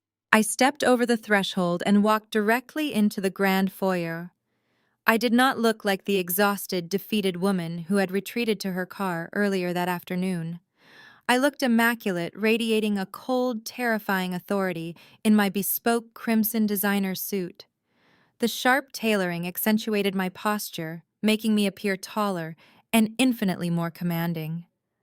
I carried a sleek black leather briefcase in my right hand, grasping the handle with relaxed, absolute confidence. I let the heavy doors remain wide open behind me, inviting the hot ocean breeze to blow directly into the stifling, silent room. I locked eyes with Greg, watching the last remaining drops of color completely drain from his sweating, panicked face. The trap had officially snapped shut. Stephanie's designer heels clicked frantically against the imported hardwood floor as she sprinted from the sunroom into the grand foyer. Her face was flushed, a combination of the stifling heat radiating through the unventilated mansion and pure, blinding panic. She threw herself into my path, blocking the wide-arched entrance that led into the main entertaining space where Greg stood frozen with his crystal glass. Her eyes were wild, darting back and forth between my bespoke crimson suit and the open double doors behind me. She hissed through clenched teeth, her voice a venomous whisper designed to evade the ears of the wealthy investors standing just a few feet away. "I told you to stay away. You are ruining everything." She reached out, her manicured fingers curling like talons as if she intended to shove me out onto the front porch. I did not flinch. I did not break my purposeful stride for a second. I merely shifted my weight, bringing my leather briefcase up just high enough to break her line of attack, and sidestepped her with effortless grace. The movement was so fluid that Stephanie stumbled forward, her designer gown tangling around her own ankles as she struggled to maintain her balance. She let out a very sharp, loud gasp of pure indignation, but I was already completely past her. I confidently walked straight into the exact center of the massive main entertaining space, my overwhelming presence instantly and totally commanding the undivided attention of absolutely every single person currently standing in the large room. The incredibly stifling indoor heat was utterly oppressive, horribly heavy with the sickly sweet scent of rapidly melting floral arrangements and sour, nervous human sweat. But I remained perfectly comfortably cool. My treacherous parents stared at me from the adjacent kitchen, their widened eyes filled with absolute paralyzing horror. My mother clumsily dropped the heavy silver serving spoon she had just been frantically polishing. It clattered incredibly loudly against the hard granite countertop, the very sharp ringing metallic sound aggressively cutting through the thick, suffocating, humid silence. Greg slowly lowered his crystal glass, his open mouth silently opening and helplessly closing, exactly like a suffocating, dying fish. He was desperately, actively trying to quickly formulate a believable lie, a highly plausible, convincing excuse to somehow explain away the shockingly sudden, uninvited appearance of the very woman whose private identity he had just criminally stolen. But before he could even manage to successfully draw a single shaky breath to speak, the heavy, incredibly authoritative footsteps of yet another entirely uninvited guest echoed extremely loudly from the wooden front porch. The electronic driveway gates I had locked open just minutes prior had served their secondary purpose perfectly. Moments after I entered the sweltering living room, Arthur Pendleton strode through the open double doors. Arthur was a retired federal judge and the notoriously strict president of the Cape May Estates Homeowners Association. He was a man who prided himself on maintaining absolute order within the exclusive coastal community, and he knew exactly who I was. I had negotiated the purchase of this property directly through his office, ensuring all community regulations were met. He knew I was the sole legal owner of the estate, and he certainly knew I had not authorized a massive commercial investor dinner. Arthur walked into the sweltering house, his face flushed with immediate outrage at the chaotic scene unfolding in the living room. He ignored Greg entirely at first, his sharp eyes scanning the room, taking in the caterers, the towering floral arrangements, and the crowd of visibly uncomfortable investors who were actively fanning themselves in the suffocating heat. The temperature in the room had easily breached 90 degrees, and the air was thick with tension. Arthur marched directly to the center of the room, positioning himself squarely between Greg and his wealthy marks. He did not bother lowering his voice. He loudly and aggressively addressed Greg in front of the entire assembly of investors. "What in the name of God is going on here?" Arthur demanded, his booming voice echoing off the vaulted ceilings. "This is a strictly zoned residential community. Hosting a commercial event of this magnitude is a direct and severe violation of our unauthorized guest policy. You have commercial caterers' delivery vans blocking the street and a crowd that exceeds the residential limit. This is completely unacceptable." Greg's face morphed from pale panic to a deep, ugly shade of crimson. He was being humiliated in front of the very people he needed to swindle. He puffed out his chest, attempting to project the false authority he had been clinging to all evening. "Listen here," Greg barked, wiping a thick layer of sweat from his forehead with the back of his hand. "You have absolutely no right to barge into my home like this. We are experiencing a minor power grid issue and you are trespassing. I demand that you leave my property immediately before I call the local authorities." The sheer audacity of his lie was almost impressive, but Arthur Pendleton was not a man easily intimidated by desperate con artists. The HOA president let out a loud, barking laugh that completely shattered Greg's remaining shred of dignity. The sound was harsh and entirely devoid of amusement. He planted his hands firmly on his hips, his expression hardening into one of absolute, undeniable contempt. He looked Greg up and down, taking in the sweat-stained velvet dinner jacket and the trembling hands. Your property, Arthur repeated, his voice dripping with unmistakable mockery. He turned his head and pointed a firm, unwavering finger directly at me. I stood perfectly still, my posture radiating the absolute power of the truth. You don't own this property, son, Arthur announced, his words ringing out with absolute finality. She does. The declaration dropped into the center of the room like a live grenade. The silence that followed was absolute, suffocating, and heavy with the immediate realization of catastrophic fraud. The wealthy investors, who had been shifting uncomfortably in the sweltering heat, suddenly froze. Their expressions transformed from mere irritation to sharp, calculating suspicion. They were not fools. They were apex predators in the financial world, and they instantly recognized the smell of a collapsing scam. They looked from Greg's terrified, sweating face to my calm, impenetrable demeanor. The illusion of the successful, wealthy entrepreneur completely dissolved, leaving only a desperate, lying man standing in a borrowed house. My mother let out a small, horrified whimper from the kitchen, desperately grabbing my father's arm as the reality of their situation finally began to dawn on them. They were no longer standing in a mansion belonging to their highly successful son-in-law. They were actively participating in a completely fraudulent event hosted by a desperate criminal standing inside the house of the daughter they had ruthlessly betrayed and discarded. Stephanie finally managed to untangle herself from her heavy imported gown and stumbled into the room, her face terribly pale and her breathing shallow. She looked frantically between Arthur, Greg, and myself, desperately searching for a way to twist the narrative to somehow regain control of the room and save her fabricated lifestyle. But there was absolutely no lie left to tell. The unvarnished truth was standing right in front of them, wearing a crimson suit and holding a briefcase full of damning, irrefutable evidence. The catering staff, acutely sensing the severe shift in the atmosphere, quietly stepped back toward the walls, carefully lowering their serving trays and watching the scene unfold with wide, captivated eyes. The investors began to loudly murmur among themselves, their voices incredibly low and undeniably angry. They had been lured here under completely false pretenses, intentionally subjected to sweltering coastal heat, and aggressively pitched a business venture by a man who did not even legally own the house he was currently standing in. One of the lead investors, an older, distinguished gentleman with perfectly styled silver hair and a sharp, bespoke, tailored suit, stepped forward from the sweating crowd.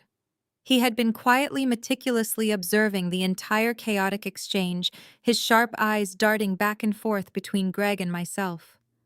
He slowly pulled a pristine white silk handkerchief from his breast pocket and methodically dabbed the sweat from his brow, his gaze locking intensely onto my face. He narrowed his eyes, squinting through the dim, heavily humid light of the living room, his brow furrowing in sudden, undeniable recognition. The angry, uncomfortable confusion on his sophisticated face slowly morphed into absolute, completely stunned disbelief. He took another deliberate step forward, entirely ignoring Greg, who was still sputtering useless, pathetic denials into the thick air. The older gentleman raised his hand and pointed a visibly trembling finger directly at me, his deep voice slicing sharply through the thick, heavy, suffocating silence of the massive room. "Isabella?" he asked, his tone heavily laced with profound, unmistakable shock. "Isabella from Atlantic Heritage Holdings. What on God's green earth are you doing here?" The older gentleman did not wait for a single word of confirmation or denial to spill from my lips. He turned his incredibly sharp, deeply calculating gaze directly onto Greg, his aristocratic expression rapidly contorting into a harsh mask of pure, unadulterated disgust. This older gentleman was none other than Harrison Sterling, the undisputed patriarch of one of the oldest, most ruthless shipping magnate families in the Northeast. He was a man whose vast multi-generational wealth portfolio I personally managed, fiercely protected, and routinely multiplied through aggressive, highly strategic acquisitions. Harrison stepped forward, his polished leather shoes striking the floor with heavy, deliberate intent effectively invading Greg's rapidly shrinking personal space. His powerful voice echoed loudly and forcefully across the sweltering, utterly silent expanse of my living room. "I thought you explicitly stated that you unequivocally own this estate," Harrison barked, pointing a rigid, accusatory finger directly at Greg's sweat-soaked chest. "You stood there exactly 5 minutes ago and confidently spun a detailed, elaborate tale about acquiring this specific property as a shining testament to your massive financial liquidity and your brilliant market foresight. Isabella manages my entire family trust. She is undeniably one of the top private equity consultants on the entire East Coast. She is certainly not your hired interior designer, a lost caterer, or some random uninvited guest wandering off the street." The sheer raw force of Harrison's righteous indignation effectively paralyzed the entire room. The other wealthy, highly influential investors, who had just been shifting with intense discomfort in the increasingly stifling, oppressive heat of the powerless house, now stood completely motionless. Their sharp eyes darted rapidly and calculatingly between Harrison's furious face, Greg's crumbling posture, and my calm, unyielding stance. They instantly understood the staggering, catastrophic implications of Harrison Sterling's words. The seemingly confident man passionately pitching them a multi-million-dollar global logistics venture had just been caught in a brazen, pathetic, incredibly stupid lie by a highly trusted, deeply respected financial authority. Greg slowly opened his mouth, desperately attempting to formulate a cohesive, believable sentence to save himself, but only a dry, raspy wheeze escaped his throat. The expensive, dark velvet dinner jacket he wore now looked significantly less like a symbol of vast wealth and much more like a ridiculous, tragic, completely suffocating costume. The grand, elegantly decorated living room went completely devastatingly dead silent. The only remaining sound was the distant rhythmic crashing of the dark ocean waves, echoing loudly through the wide-open double doors behind me, carrying the heavy salt air into the tense space. In the adjacent kitchen doorway, Patricia and Richard froze entirely, their bodies rigidly locked in awkward postures of absolute paralyzing horror. My mother still held a large, ornate silver serving tray, suspended awkwardly in mid-air, her knuckles turning stark white as she gripped the metallic edges with terrifying strength. My father looked exactly as though the solid hardwood floor had suddenly vanished entirely beneath his feet. His jaw hung completely slack as he stared blankly at the successful daughter he had so willingly and cruelly sacrificed. Stephanie, who had been desperately, frantically clawing for control of the narrative just mere moments prior, looked physically ill. Her jaw dropped completely open, her perfectly applied makeup beginning to melt in the heat, her eyes wide and terribly panicked, as she watched her carefully constructed, entirely fraudulent empire disintegrate in real time. I did not offer them a single ounce of pity or a moment of reprieve. I stepped forward purposefully, the sharp, authoritative click of my stilettos cutting effortlessly through the heavy, humid silence, and gracefully set my sleek, black leather briefcase squarely onto the exact center of the polished glass coffee table. I snapped the two golden clasps open simultaneously. The resulting sound was sharp, metallic, and utterly final. I smoothly pulled out a thick stack of pristine, meticulously organized manila folders. I stood up perfectly straight, commanding the sweltering room with effortless, undeniable authority, and addressed the table of bewildered, sweating investors. "Greg does not own this house," I stated, my voice ringing out with crystal clear, absolute, undeniable certainty. "In fact, Greg does not own much of anything." I picked up the first stack of heavy folders and began distributing them directly to the investors, placing the primary file firmly into Harrison Sterling's eagerly waiting hands. I pulled these comprehensive public records directly from the secured federal database just this morning.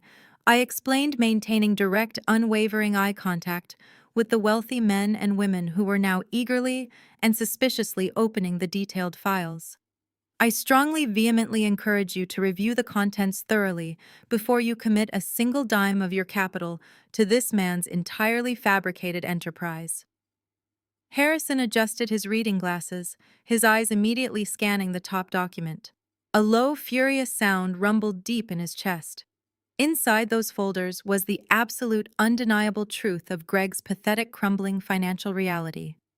The documents proved with glaring state-verified clarity that Greg's supposed massive logistics company was completely insolvent, hemorrhaging money and facing imminent catastrophic bankruptcy proceedings. I had deliberately included printed time-stamped, heavily verified copies of the active federal tax liens currently filed against his name, explicitly highlighting the staggering hundreds of thousands of dollars he legally owed to the government. There were also certified, undeniable copies of his severely delinquent commercial loan accounts, the multiple breach of contract filings, and the final default notices officially issued against his few remaining heavily leveraged assets. The investors aggressively flipped through the pages, their initial expressions morphing rapidly from shocked disbelief to cold, calculating, absolute fury. They were looking directly at the raw, unfiltered, documented autopsy of a failed, deeply desperate man. Greg stumbled backward clumsily, practically knocking over a towering, expensive floral arrangement in his panic. He raised both of his hands, thick sweat actively dripping into his terrified eyes, his voice cracking loudly with sheer, unadulterated desperation. "Those are fake," he shouted, pointing a visibly shaking finger at the folders in their hands. "She completely fabricated those documents. She is just a jealous, vindictive, bitter woman, actively trying to sabotage my entirely legitimate business venture." Nobody believed him. Not a single rational person standing in that sweltering, oppressive room bought the desperate lie for a fraction of a second. The heavy official government seals, the distinct notary stamps, and the undeniable formatting of the financial documents were mathematically impossible to dispute. Harrison Sterling forcefully slammed his folder shut and tossed it contemptuously onto the glass table. The impact made a sharp crack. He glared at Greg with eyes as cold and unforgiving as solid ice. "He is completely broke." I continued, projecting my voice clearly, intentionally, ensuring my words carried all the way to the back of the room where my parents still stood, entirely paralyzed by their own complicity. "And he is exceptionally dangerous." I turned my body to fully face the group of highly agitated investors, commanding their absolute, unbroken attention. "Greg deliberately invited you all here tonight to aggressively secure your massive capital investments by actively leveraging a valuable property he absolutely does not own and a luxurious lifestyle he completely maliciously fabricated from thin air. But the stark reality of this situation is far more severe than simple misrepresentation." I paused deliberately, letting the heavy, humid air heavily settle around my damning words, allowing the tension to stretch to its absolute breaking point. He fully intended to leverage a completely fraudulent home equity line of credit, utilizing sensitive financial documents and digital signatures he aggressively attempted to steal from my parents just 24 hours prior. The group of sophisticated investors let out a collective, incredibly sharp gasp of genuine shock. The horrifying realization hit them like a heavy physical blow to the chest. They were not merely dealing with a boastful man who foolishly exaggerated his personal wealth to gain an edge.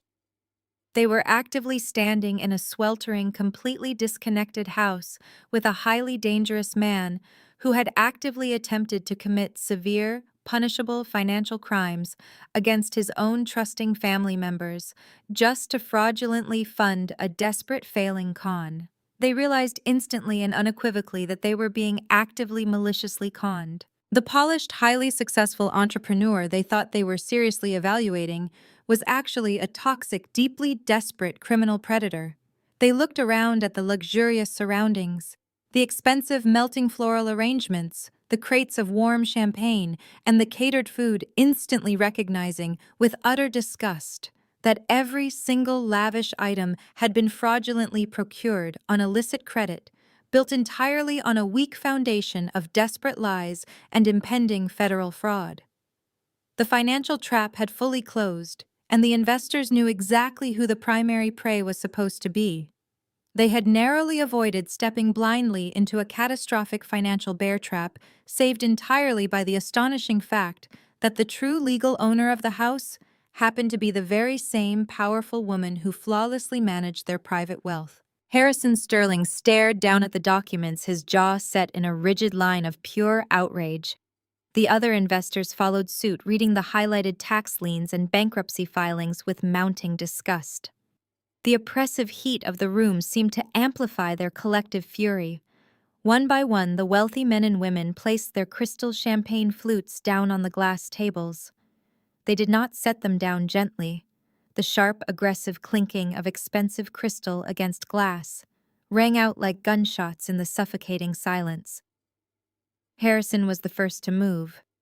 He threw his pristine white silk handkerchief onto the coffee table, a clear symbol of his complete rejection of Greg's fabricated empire. He stepped into Greg's personal space, towering over the sweating, trembling man. "You absolute fool!" Harrison growled, his voice carrying the lethal weight of a man who routinely dismantled entire corporations before breakfast. "You bring us into a home you do not own. You attempt to leverage assets you tried to steal from your own family, and you lie to my face about your liquidity. You are not just a terrible businessman. You are a blatant, desperate criminal." Greg tried to stammer out an apology, taking a pathetic step backward, but Harrison had already turned his back on him. The shipping magnate looked at me, the rigid lines of his face softening into an expression of genuine, profound professional respect. "Isabella, my deepest apologies for intruding on your property," Harrison said, his voice entirely devoid of the venom he had just directed at Greg. "My team will be contacting the proper federal authorities regarding this blatant misrepresentation and attempted fraud. I assure you, this man will never sit in a boardroom on the East Coast again." The other investors quickly echoed Harrison's sentiments. They scrambled to collect their suit jackets and designer purses, desperate to escape the sweltering, unventilated house and the toxic stench of a collapsing con artist. They muttered curses directed at Greg, loudly threatening him with immediate legal action and federal investigations as they practically shoved each other out the open double doors. Within 60 seconds, the grand living room was completely emptied of its high-net-worth audience. The luxury vehicles roared to life in the driveway, their tires aggressively spitting crushed shells as they sped away from the Cape May estate, leaving Greg's multi-million-dollar delusions in the dust. The heavy mahogany doors remained wide open, but the ocean breeze did absolutely nothing to cool the boiling tension left behind in the grand living room. The silence was absolute, broken only by the ragged, heavy breathing of the man whose entire future had just been completely incinerated. Greg stood completely frozen in the center of the room, staring at the empty driveway. The velvet dinner jacket he had worn to project such immense power was now completely ruined, soaked through with dark, spreading patches of nervous sweat. His carefully styled hair hung in limp, pathetic strings across his forehead.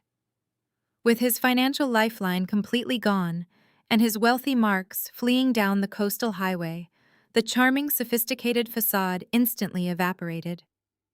The slick, confident entrepreneur vanished, replaced by a cornered feral animal. His face transitioned from a pale, terrified white to a deep, explosive shade of violent red. The veins in his neck bulged against his damp collar. He let out a primal, guttural scream of pure, unadulterated rage that echoed off the vaulted ceilings of my home. He turned his wild, bloodshot eyes toward me. He did not see the successful chief executive officer standing in front of him. He only saw the scapegoat, the quiet, compliant younger sister who had dared to completely dismantle his flawless scheme. "You absolute witch!" Greg roared, his voice cracking with the sheer violent force of his fury. He lunged forward, closing the distance between us with terrifying speed, his hands balling into tight, aggressive fists. He was completely out of his mind, with humiliation, desperate to physically punish the woman who had stripped him of his delusions. "You ruined my one chance I had them. They were going to write the checks tonight. You destroyed my entire life." He spat the words at me, a thick spray of saliva flying from his mouth as he prepared to grab me. I did not flinch. I stood perfectly still in my bespoke crimson suit, my posture radiating absolute impenetrable calm. I watched him charge at me with the detached clinical observation of a predator watching a dying insect. Before Greg's sweating aggressive hands could make contact with my shoulders, a figure blurred into my peripheral vision. My father, Richard, who had been completely paralyzed with horror in the kitchen doorway just moments prior, suddenly sprang into action. He sprinted across the imported hardwood floors, inserting his body directly into the violent, chaotic space between Greg and me. For one fleeting, incredibly brief second, a tiny fraction of a biological instinct made me believe my father was actually stepping in to protect his daughter from a larger, violently angry man. I thought, just for a moment, that witnessing Greg lunge at me with balled fists had finally snapped my father out of his toxic delusion. I was entirely catastrophically wrong. Richard did not turn his back to me to block Greg. He did not push the aggressive man away or demand that he leave my house. Instead, my father placed a comforting, supportive hand squarely on Greg's heaving chest to gently hold him back, and then he turned his absolute blistering fury entirely onto me. His face was contorted with a level of disgust and pure hatred I had never fully witnessed before. "Look what you have done!" Richard screamed, his voice vibrating with raw, unhinged anger. He pointed a trembling, accusatory finger directly an inch from my face. "You have completely ruined your sister's husband. You marched in here specifically to humiliate him in front of his crucial business partners." My mother. Patricia rushed out from the kitchen, her face streaked with tears of profound distress. She completely ignored the fact that I had just stopped a federal crime. She ran directly to Stephanie, wrapping her arms protectively around the sobbing golden child who was currently collapsed on the expensive sofa, mourning the loss of her billionaire fantasy. "How will they survive now?" my father continued to yell, stepping even closer to me, his voice echoing loudly in the sweltering room. "Greg was trying to build a future for your sister, and you vindictively sabotaged his only opportunity. You could have just spoken to us privately. You could have just let him secure the funding and sorted out the house later. But no, you had to make a massive public spectacle to stroke your own ego. You are a vindictive, hateful child, Isabella. You have always been jealous of Stephanie's happiness, and now you have actively destroyed her life." The absolute staggering magnitude of his betrayal washed over me, but it did not leave a single mark. He was actively, passionately defending a criminal who had stolen his daughter's social security number, forged her signature, and attempted to saddle her with hundreds of thousands of dollars in fraudulent debt. My parents had known about the theft. They had facilitated it by stealing my mail. And now, standing in the sweltering heat of the house I legally owned, they were screaming at me for successfully defending myself against their chosen son-in-law's predatory crimes. They demanded that I willingly act as the sacrificial lamb for Greg's financial gain.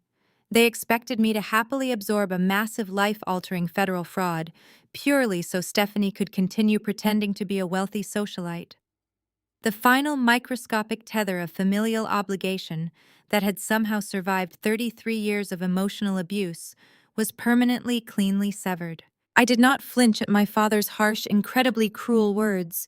I did not shed a single tear, nor did I raise my voice to argue against his completely delusional accusations.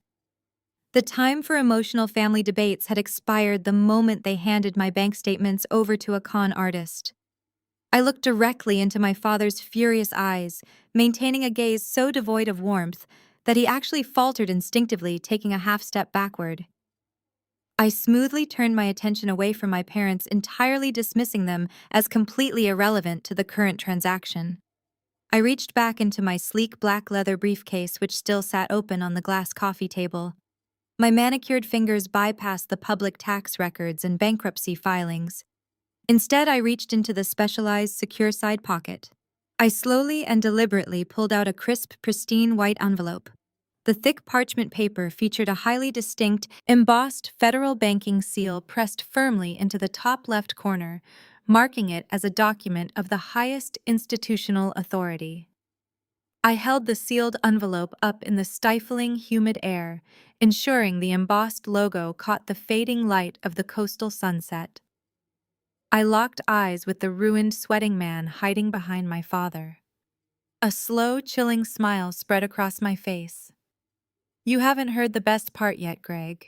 The crisp white paper seemed to glow under the dim, humid light of the sweltering living room. I did not break eye contact with my brother-in-law as I smoothly bypassed my screaming father. Richard's face was still contorted in absolute irrational fury, his mouth wide open, as he prepared to hurl another barrage of toxic, baseless insults at me. I simply walked right past him, treating his aggressive outburst with the exact same dismissive indifference one might offer a buzzing gnat. I stepped deliberately toward the massive custom-built mahogany dining table that occupied the space between the grand living room and the kitchen. The table had been meticulously set by my mother, with my own expensive imported china, all in preparation for a celebratory feast that would never actually happen. I extended my right arm and placed the heavy sealed envelope flat onto the highly polished wooden surface. With a single fluid motion of my hand, I pushed the document. It glided effortlessly across the smooth mahogany, the slight friction creating a soft, unmistakable sound in the quiet room. The envelope came to a complete stop exactly an inch away from Greg's damp, trembling fingers. He stared down at the federal banking seal as if it were a venomous snake preparing to strike. That $300,000 home equity line of credit you tried to take out in my name yesterday? I asked, my voice deadly calm, slicing through the heavy, suffocating heat like a sharpened blade. The bank flagged it. The collective reaction was instantaneous and profound. My father finally stopped screaming, his mouth snapping shut as the true gravity of my words began to penetrate his thick layer of blind, enabling denial. My mother let out a sharp, pathetic gasp from the kitchen doorway, her hands flying up to cover her mouth in absolute shock. Stephanie, who had been loudly sobbing on the expensive living room sofa, suddenly went completely silent. She slowly raised her head, her mascara heavily smeared across her cheeks, staring at her husband with wide, terrified eyes. Greg did not move a single muscle. His eyes were entirely glued to the crisp, white envelope lying on the dining table. The bright, confident red flush that had covered his face just moments ago completely vanished, replaced by a sickly, translucent shade of chalky white. The heavy velvet dinner jacket he wore suddenly seemed to consume his shrinking frame. You really thought you were a mastermind, didn't you, Greg? I continued, taking a slow, measured step closer to the table dominating the physical space. You genuinely believed you could simply intercept my pre-approved bank offers, forge my signature, and secure a massive line of credit against a multi-million-dollar coastal estate without triggering a single security protocol. But you severely underestimated the financial institutions I work with on a daily basis. The fraud department did not just automatically deny your desperate, incredibly sloppy loan application. They initiated a full-scale, immediate security lockdown on all of my linked accounts and launched a comprehensive, deeply thorough internal investigation the very second the digital request was submitted. Greg's chest began to heave erratically, his breathing becoming shallow and incredibly fast. He looked desperately toward the open front doors, perhaps contemplating a chaotic, futile sprint into the humid coastal night, but his legs remained firmly glued to the hardwood floor. They tracked everything. I informed the room, my tone entirely clinical, devoid of any emotional attachment. The bank's cybersecurity division completely traced the digital footprint of the application. They did not just find the general geographic location, they tracked the exact IP address used to submit the fraudulent digital request. It matched your personal, unencrypted laptop perfectly, Greg. The very same laptop you are currently keeping in the upstairs master bedroom of my house. Furthermore, they easily identified the physical location where you attempted to have the loan confirmation documents mailed. You thought routing them to a secondary post office box would mask your identity, but you left a massive, undeniable paper trail of digital receipts and location pings. I leaned forward slightly, resting my manicured hands on the edge of the mahogany table, commanding the undivided attention of the four people who had conspired to ruin my financial life. But they did not stop at simply denying the loan and locking down the accounts. The bank's internal security team immediately recognized the severe magnitude of the attempted theft. They officially escalated the situation beyond their internal fraud department. They took all of the digital logs, the tracking data, and the physical documents featuring my poorly forged signature, and they forwarded the entire comprehensive package directly to the Federal Bureau of Investigation. The word federal hung heavily in the suffocating humid air. It was a heavy, terrifying word that carried the absolute promise of severe, inescapable consequences. My mother let out a loud, dramatic wail and physically collapsed against the kitchen door frame, sliding down the wooden trim until she hit the floor. She buried her face in her hands, her shoulders shaking violently as the reality of the situation finally shattered her delusional enabling. My father stood completely paralyzed, his arms hanging uselessly at his sides. The aggressive, screaming patriarch from 2 minutes ago had entirely evaporated, replaced by a weak, terrified old man who finally realized he had backed a losing, highly criminal horse. "You see, Greg," I stated, my voice echoing loudly in the silent room, "I want to be absolutely clear about the exact legal reality of your current situation. I want to outline the specific, undeniable criminal statutes you blatantly violated yesterday afternoon. When you utilized your laptop to transmit a completely false, highly fraudulent credit application across state lines to a major national bank, you explicitly committed federal wire fraud. When you actively conspired with my parents to intercept my pre-approved banking offers directly from their residential mailbox, you committed federal mail theft. And when you intentionally utilized my confidential Social Security number, my personal financial history, and my forged signature to attempt to steal $300,000, you committed felony identity theft." Stephanie let out a shrill, hysterical shriek from the sofa.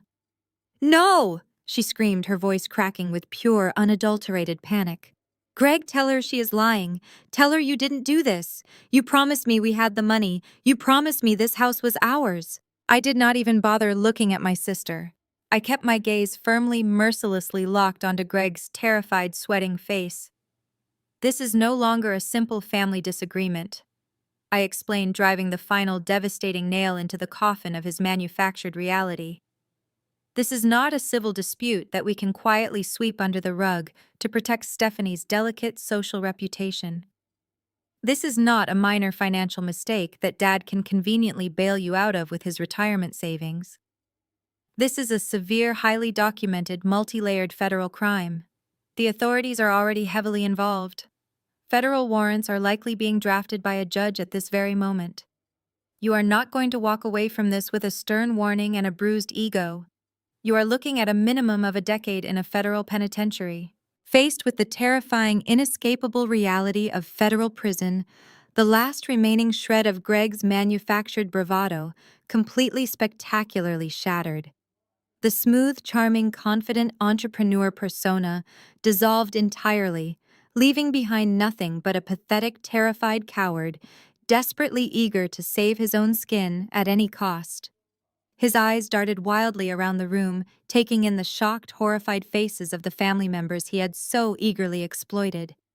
The suffocating heat of the room seemed to press down on him physically, crushing his chest. Suddenly, Greg spun around, his frantic, bloodshot eyes locking onto my father. "It was his fault!" Greg screamed, his voice reaching a hysterical, panicked pitch. He pointed an aggressive, trembling finger directly at Richard's pale face. "He gave me the mail. Richard handed me your pre-approved offers. He is the one who told me you had incredible credit and massive liquid assets. I didn't steal anything from their mailbox. He literally handed the envelopes to me over breakfast."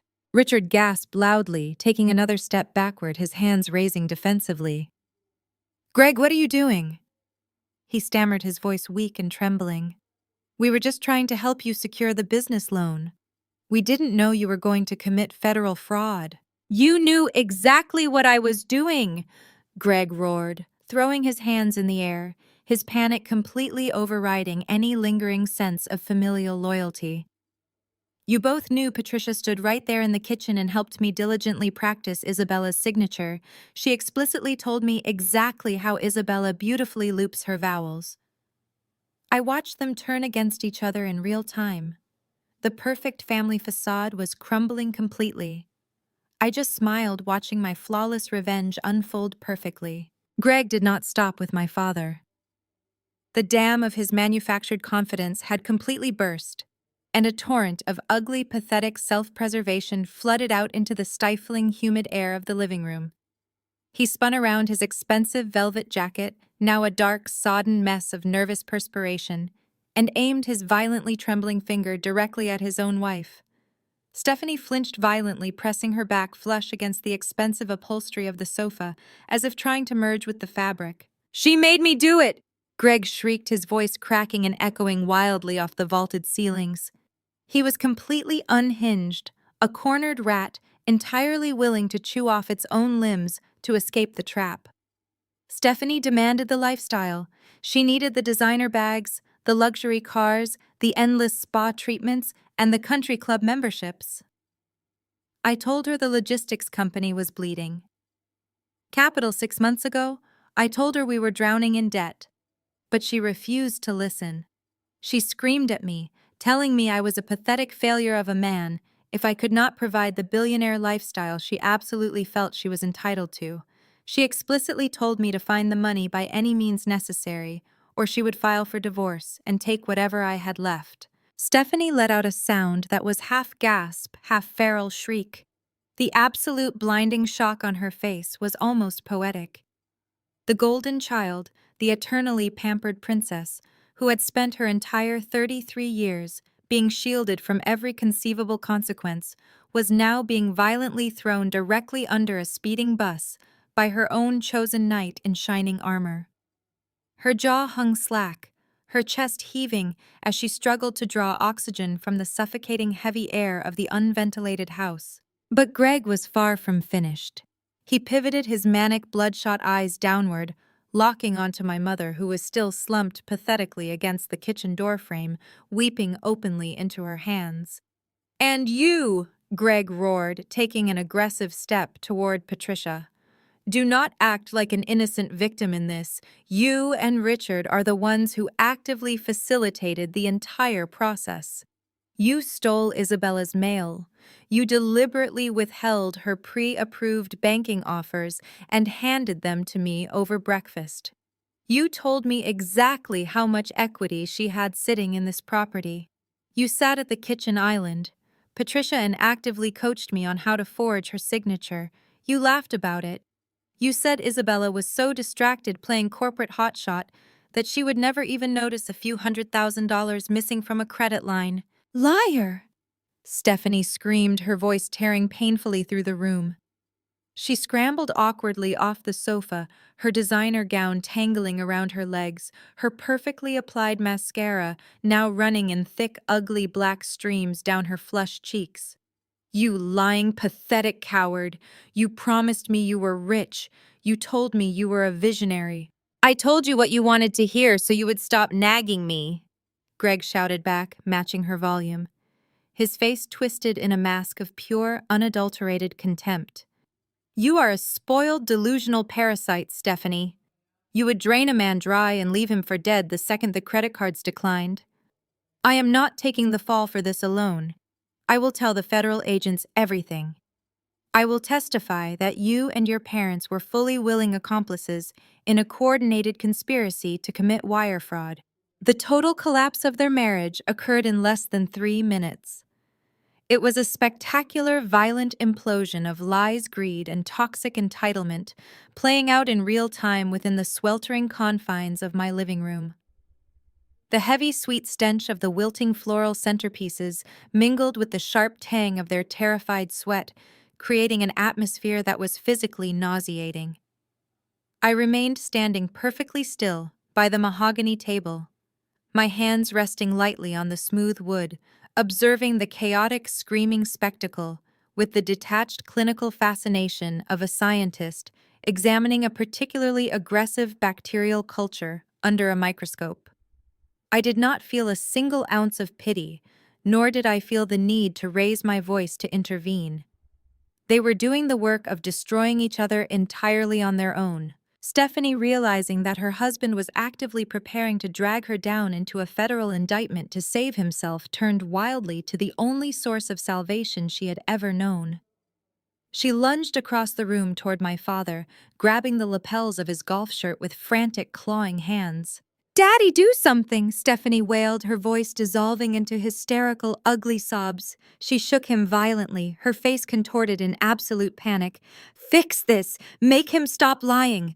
Call a lawyer, Daddy! Call the police and have him arrested for lying! He cannot do this to me! I cannot go to jail! You have to fix this right now!" Richard Wilson simply stood there, an empty, hollow shell of a man.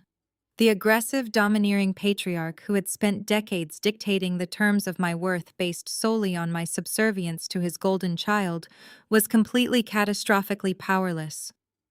He looked down at Stephanie's sobbing face, his arms remaining limply at his sides.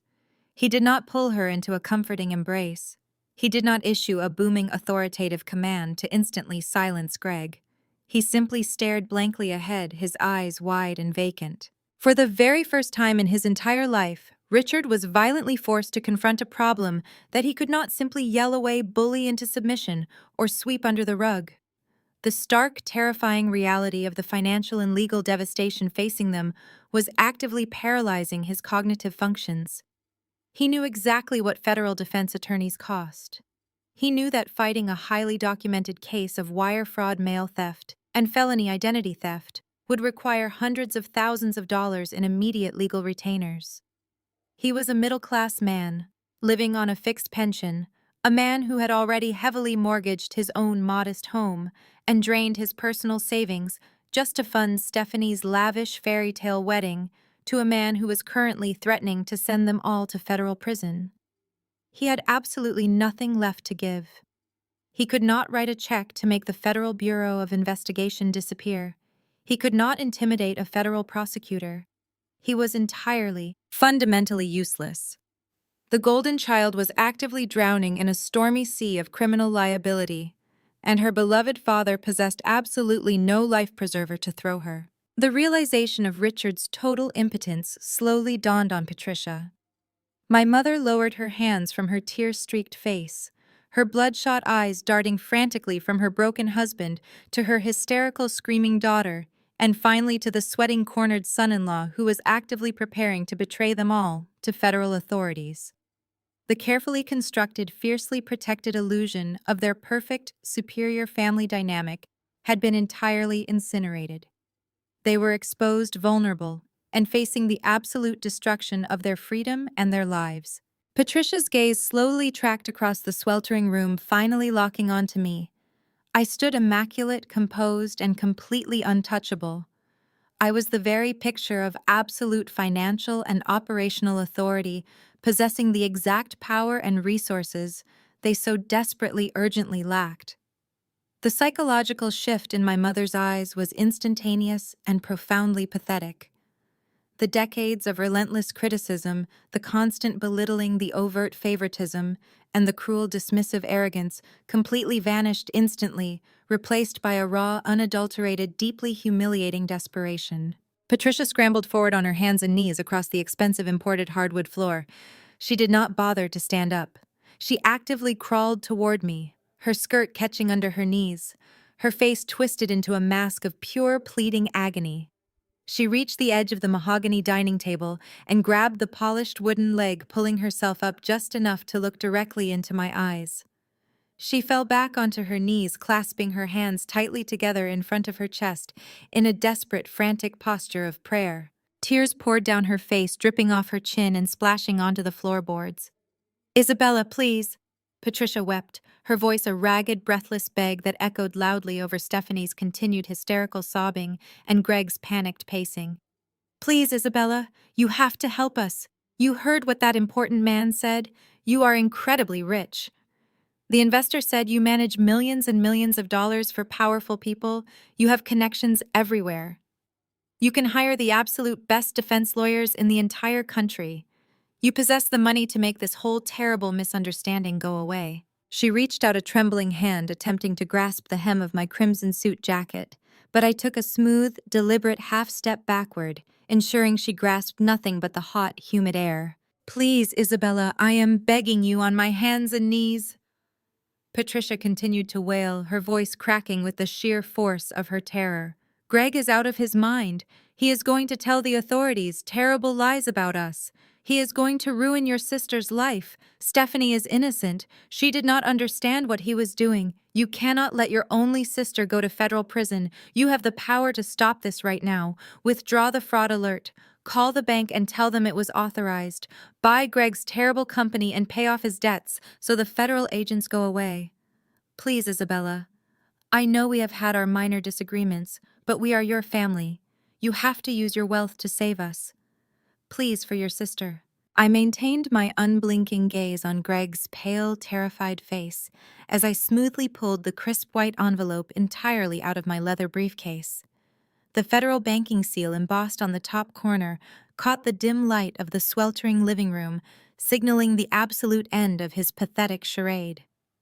I stepped gracefully toward the massive mahogany dining table that my mother had so meticulously set for a celebratory dinner that would never occur. I extended my right arm and placed the heavy envelope flat onto the polished wooden surface. With a single fluid motion of my hand, I slid the letter across the dining table. It glided effortlessly over the smooth mahogany, coming to a complete stop, exactly 1 inch away from Greg's damp, violently trembling fingers. He stared down at the federal seal as if it were a venomous snake preparing to strike his throat. I did not raise my voice, but my words sliced through the heavy, suffocating coastal heat like a sharpened blade. "That $300,000 HELOC loan you tried to take out in my name yesterday," I asked, allowing a razor-sharp smile to touch my lips. "The bank flagged it." The collective reaction from the 4 treacherous people standing in my home was instantaneous and profoundly pathetic. My father finally stopped his unhinged screaming, his jaw snapping shut as the true gravity of my statement began to penetrate his thick layer of blind, enabling denial. My mother let out a sharp, horrified gasp from the kitchen doorway, raising both hands to cover her mouth. Stephanie stopped her hysterical sobbing on the sofa, her wide, panicked eyes darting between her husband and the envelope. Greg did not move a single muscle. The dark velvet dinner jacket he wore suddenly seemed to consume his rapidly shrinking frame.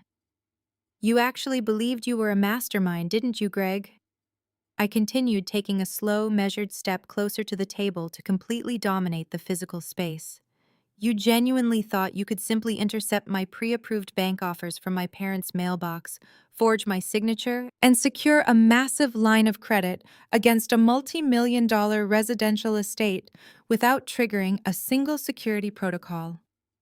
You severely underestimated the financial institutions I work with on a daily basis. The fraud department isn't just denying the loan. They initiated a full-scale security lockdown on all of my linked accounts and launched a comprehensive internal investigation the very second your digital request was submitted." Greg's chest began to heave erratically, his breathing becoming incredibly shallow and fast. "They tracked everything," I informed Greg and my terrified parents, keeping my tone entirely clinical and devoid of any emotional attachment.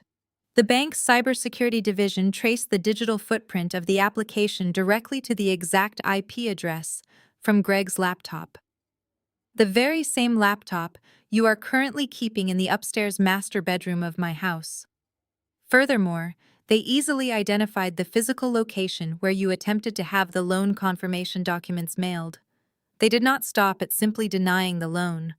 The internal security team immediately recognized the severe magnitude of the attempted theft. They officially escalated the situation beyond their internal fraud department. They took all of the digital logs, the tracking data, and they forwarded the forged signature documents directly to the FBI. The word federal hung heavily in the suffocating, humid air of the living room. It was a terrifying word that carried the absolute promise of severe, inescapable consequences. My mother let out a loud wail and physically collapsed against the kitchen door frame, sliding down the wooden trim until she hit the floor. She buried her face in her hands, her shoulders shaking violently as the reality of the situation finally shattered her delusional enabling. My father stood completely paralyzed, his arms hanging uselessly at his sides. The aggressive, screaming patriarch from 2 minutes ago had entirely evaporated, replaced by a weak, terrified old man who finally realized he had backed a losing, highly criminal horse. I want to be absolutely clear about the exact legal reality of your current situation, I stated, projecting my voice clearly to ensure every single person in the room understood their impending doom. I want to outline the exact criminal statutes you violated yesterday afternoon. When you utilized your laptop to transmit a completely false, highly fraudulent credit application across state lines to a major national bank, you explicitly committed wire fraud. When you actively conspired to intercept my banking offers directly from a residential mailbox, you committed mail theft. And when you intentionally utilized my confidential Social Security number, my personal financial history, and my forged signature to attempt to steal $300,000, you committed felony identity theft. Stephanie let out a shrill shriek from the sofa, her voice cracking with pure panic. I ignored my sister entirely, keeping my gaze locked onto Greg. I am making it absolutely clear to all of you that this is no longer a family disagreement. I explained, driving the final devastating nail into the coffin of his manufactured reality. This is not a civil dispute that we can quietly sweep under the rug to protect Stephanie's delicate social reputation. It is a federal crime, and the authorities are already involved. Federal warrants are likely being drafted by a judge at this very moment.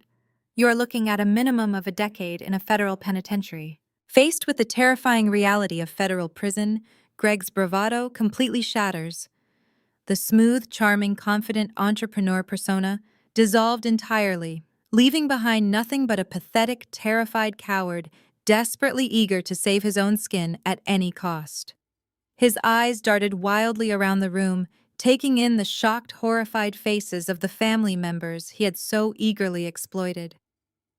The suffocating heat of the room seemed to press down on him physically, crushing his chest. Suddenly, Greg spun around, his frantic, bloodshot eyes locking onto my sister and my mother. In a desperate bid for self-preservation, he turns on the very people who enabled him. The dam of his manufactured confidence had completely burst, and a torrent of ugly, pathetic self-preservation flooded out into the stifling air. Greg violently points his finger at Stephanie and Patricia. "She made me do it!" Greg shrieked, his voice cracking and echoing wildly off the vaulted ceilings. He was completely unhinged, a cornered rat entirely willing to chew off its own limbs to escape the trap. He screams that the forgery and the mail theft were entirely their idea. He throws his own wife and mother-in-law under the bus, claiming he was manipulated into doing it to support Stephanie's extravagant spending habits. Stephanie demanded the lifestyle she needed: the designer bags, the luxury cars, the endless spa treatments, and the country club memberships. I told her the logistics company was bleeding. Capital 6 months ago, I told her we were drowning in debt, but she refused to listen. She explicitly told me to find the money by any means necessary, or she would file for divorce and take whatever I had left.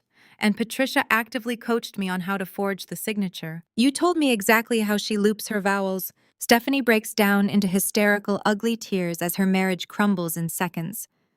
The absolute blinding shock on her face was almost poetic. The golden child, the eternally pampered princess, who had spent her entire 33 years being shielded from every conceivable consequence, was now being violently discarded by her own chosen husband. Her jaw hung slack, her chest heaving as she struggled to draw oxygen from the suffocating heavy air of the unventilated house.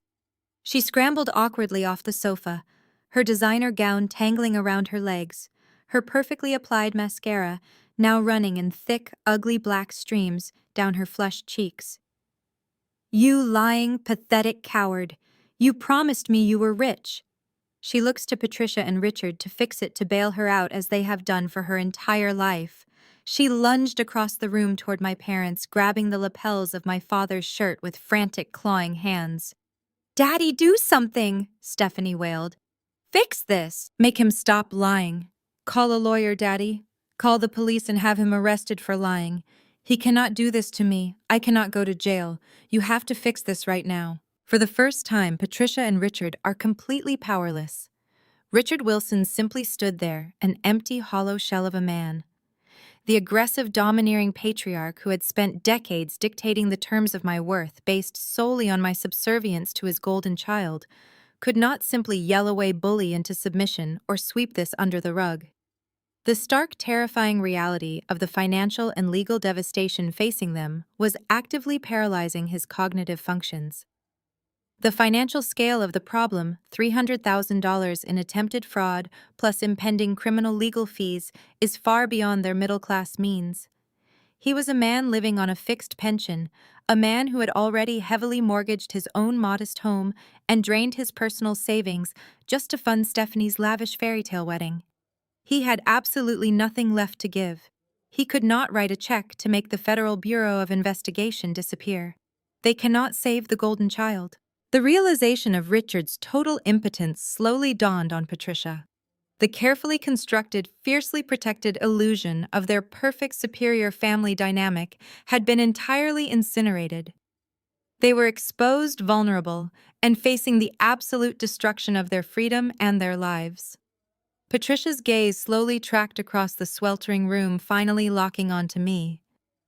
I stood immaculate, composed, and completely untouchable. I was the very picture of absolute financial and operational authority, possessing the exact power and resources they so desperately, urgently lacked. The psychological shift in my mother's eyes was instantaneous and profoundly pathetic. The decades of relentless criticism, the constant belittling, the overt favoritism, and the cruel, dismissive arrogance completely vanished instantly, replaced by a raw, unadulterated, deeply humiliating desperation. Patricia scrambled forward on her hands and knees across the expensive imported hardwood floor. She actively crawled toward me, her skirt catching under her knees, her face twisted into a mask of pure pleading agony. Patricia falls to her knees, weeping, begging Isabella for salvation. Tears poured down her face, dripping off her chin and splashing onto the floorboards. "Isabella, please." Patricia wept, her voice a ragged, breathless beg that echoed loudly over Stephanie's continued hysterical sobbing and Greg's panicked pacing. "You're rich, Isabella. The investors said you manage millions. You have connections everywhere. You can hire the best lawyers. You possess the money and the power to make this whole terrible misunderstanding go away. You can make this go away. Please, for your sister." I looked down at the weeping woman kneeling on my floor. My mother's face was twisted in a pathetic mask of entitlement. The audacity of her request was staggering. She was demanding I liquidate my assets and compromise my reputation to save the people who plotted to ruin me. I did not feel a flicker of sympathy. The empty, hollow space in my chest was occupied by an impenetrable calm. "No," I said. The syllable fell from my lips, dropping into the air with terrifying finality. Patricia's wailing abruptly stopped. She stared up at me, her mouth hanging open, unable to process the total rejection. "What?" she gasped. "I said no," I repeated. "I will not spend a single cent to bail you out of a federal crime you willingly participated in. I will not call my lawyers. I will not contact the bank. You chose to enable a criminal. You chose to sacrifice my financial security to fund Stephanie's delusional fantasies. Now you get to live with the exact natural consequences of those choices." I swept my gaze across the ruined, terrified figures of my father, my sister, and my brother-in-law. They looked like cornered animals, realizing that the cage they had built was entirely of their own making. "You have exactly 30 minutes to collect your belongings and vacate my property," I commanded. "If any of you are still inside this house when the clock strikes 9, I will call the local police. The federal agents will know exactly where to find you tomorrow. Get out." The ensuing scramble was a spectacular display of profound humiliation.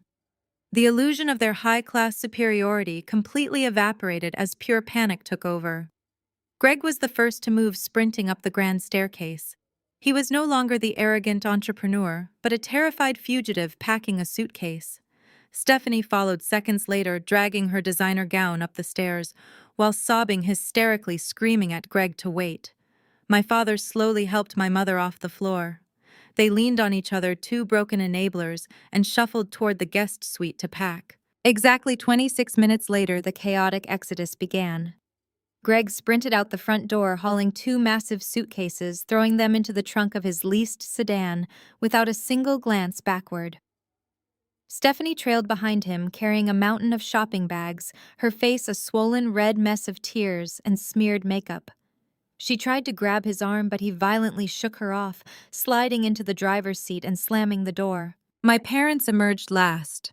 They carried their modest overnight bags, their heads bowed low, their shoulders slumped under the crushing weight of their impending ruin. Richard did not look at me.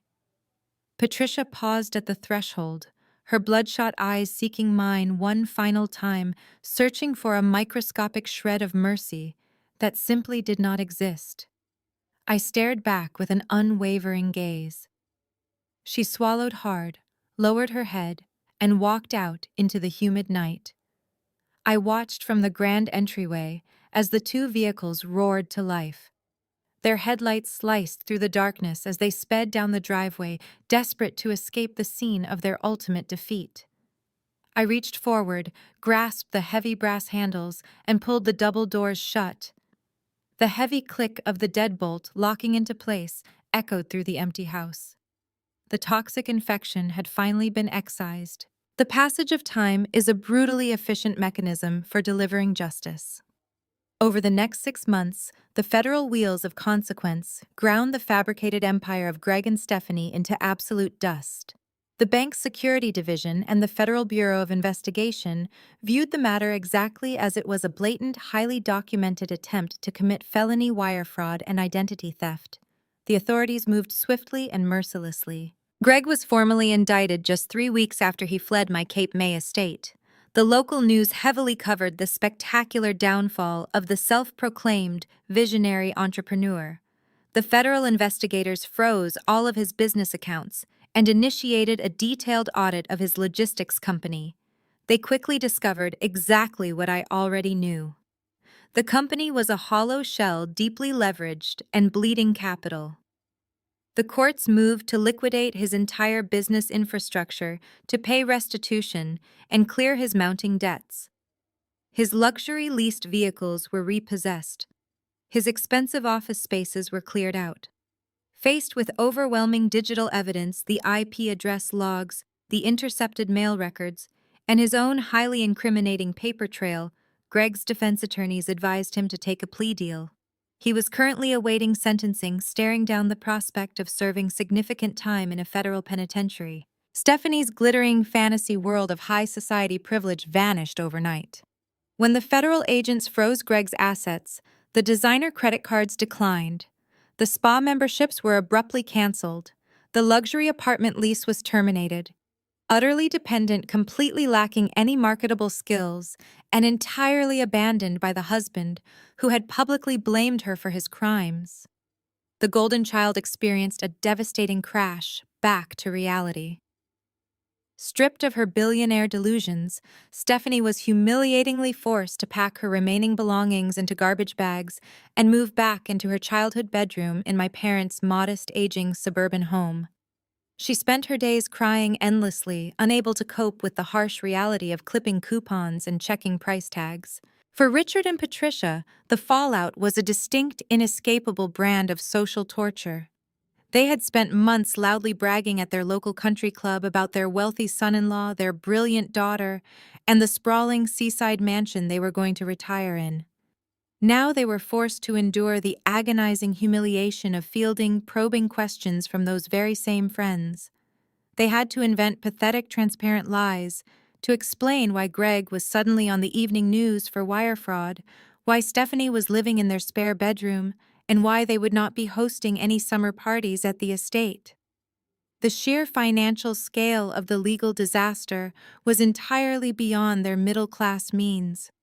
They were forced to take out a second mortgage on their house to help cover Stephanie's mounting legal defense fees, as she had been named an unindicted co-conspirator in the mail theft charges. Their retirement savings were completely obliterated. They were trapped in a miserable, suffocating house, with their ruined golden child living out their twilight years in a state of constant financial terror and social disgrace. As for me, the 6 months following that sweltering summer night had been a masterclass in profound, uninterrupted tranquility. Without the constant draining presence of my family's toxic demands and endless emotional manipulation, my life had blossomed into a state of absolute serenity. My financial advisory firm had secured 2 massive new international accounts, pushing my net worth into an entirely new stratosphere. I had fully finalized the purchase of the Cape May estate, officially transferring the deed into an ironclad trust. I had spent the autumn redesigning the interior, stripping away the heavy, oppressive decor my mother had admired, and replacing it with clean, modern lines, light fabrics, and open spaces that breathed with the ocean breeze. It was a crisp, beautifully clear Tuesday morning. I stepped out onto the expansive master bedroom balcony wearing a luxurious silk robe, holding a steaming mug of freshly brewed black coffee. The coastal air was sharp and invigorating, carrying the briny scent of the sea. I walked to the edge of the glass railing and leaned forward, closing my eyes and letting the gentle morning sun warm my face. The rhythmic, powerful sound of the ocean waves crashing against the pristine shoreline below was a constant, soothing symphony. There was no screaming, there were no demands, there were no manufactured crises or desperate pleas for money. There was only the sound of the ocean and the profound silence of a life entirely under my own control. I opened my eyes and took a long, slow sip of my coffee. I placed the ceramic mug onto the small glass patio table next to my sleek black smartphone. Suddenly, the dark screen illuminated brightly with a notification. A frantic, desperate text message from Patricia appeared on the display. She was desperately begging for a massive cash loan to help pay for Stephanie's rapidly mounting legal defense fees, claiming they had absolutely nothing left and were currently facing total financial ruin. I stood still on the beautiful sunlit balcony, reading the rambling text message carefully.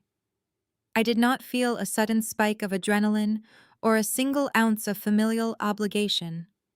I felt a deep, overwhelming sense of permanent closure. I smiled serenely at the bright screen, tapped the prompt, and blocked the phone number permanently. I pressed the side power button, turning the cellular phone off completely. I looked out at the ocean, finally free, completely at peace, and entirely in control of my own beautiful empire. True security does not come from the family we are born into, especially when that family demands our destruction to fuel their own delusions. Isabella's journey teaches us that blood relations do not entitle anyone to your hard-earned peace, nor do they excuse manipulation, theft, or toxic enabling behavior. For years, Isabella was expected to play the role of the compliant scapegoat, serving as the quiet foundation upon which her sister's golden pedestal was precariously built. But the ultimate lesson here is the profound, unyielding power of a firm boundary. When you refuse to shield toxic people from the natural consequences of their own reckless actions, their carefully constructed facades inevitably collapse. Furthermore, this narrative illustrates that your fundamental worth is never determined by those who actively try to diminish you. Isabella did not wait for her parents' approval or her sister's validation. She built her own empire, cultivated her own success, and secured her own future. When the ultimate betrayal occurred, her financial and emotional independence served as an impenetrable armor. That autonomy gave her the absolute leverage to walk away without a single ounce of regret. True justice is not always about engaging in exhausting screaming matches or seeking vindictive revenge. Often, the sweetest justice is simply allowing the consequences of greed and deceit to run their inevitable course, while you quietly enjoy your life in complete peace. You are always allowed to walk away from tables where respect is no longer being served. Share your own experiences in the comments below. If you have ever had to draw a difficult, unforgiving line to protect your peace from the people who are supposed to support you, your stories of finding the strength to walk away and build your own sanctuary can inspire others to do exactly the same. If Isabella's triumph over a toxic family dynamic resonated with you, please hit the like button and subscribe for more stories of resilience, unyielding boundaries, and reclaiming your personal power.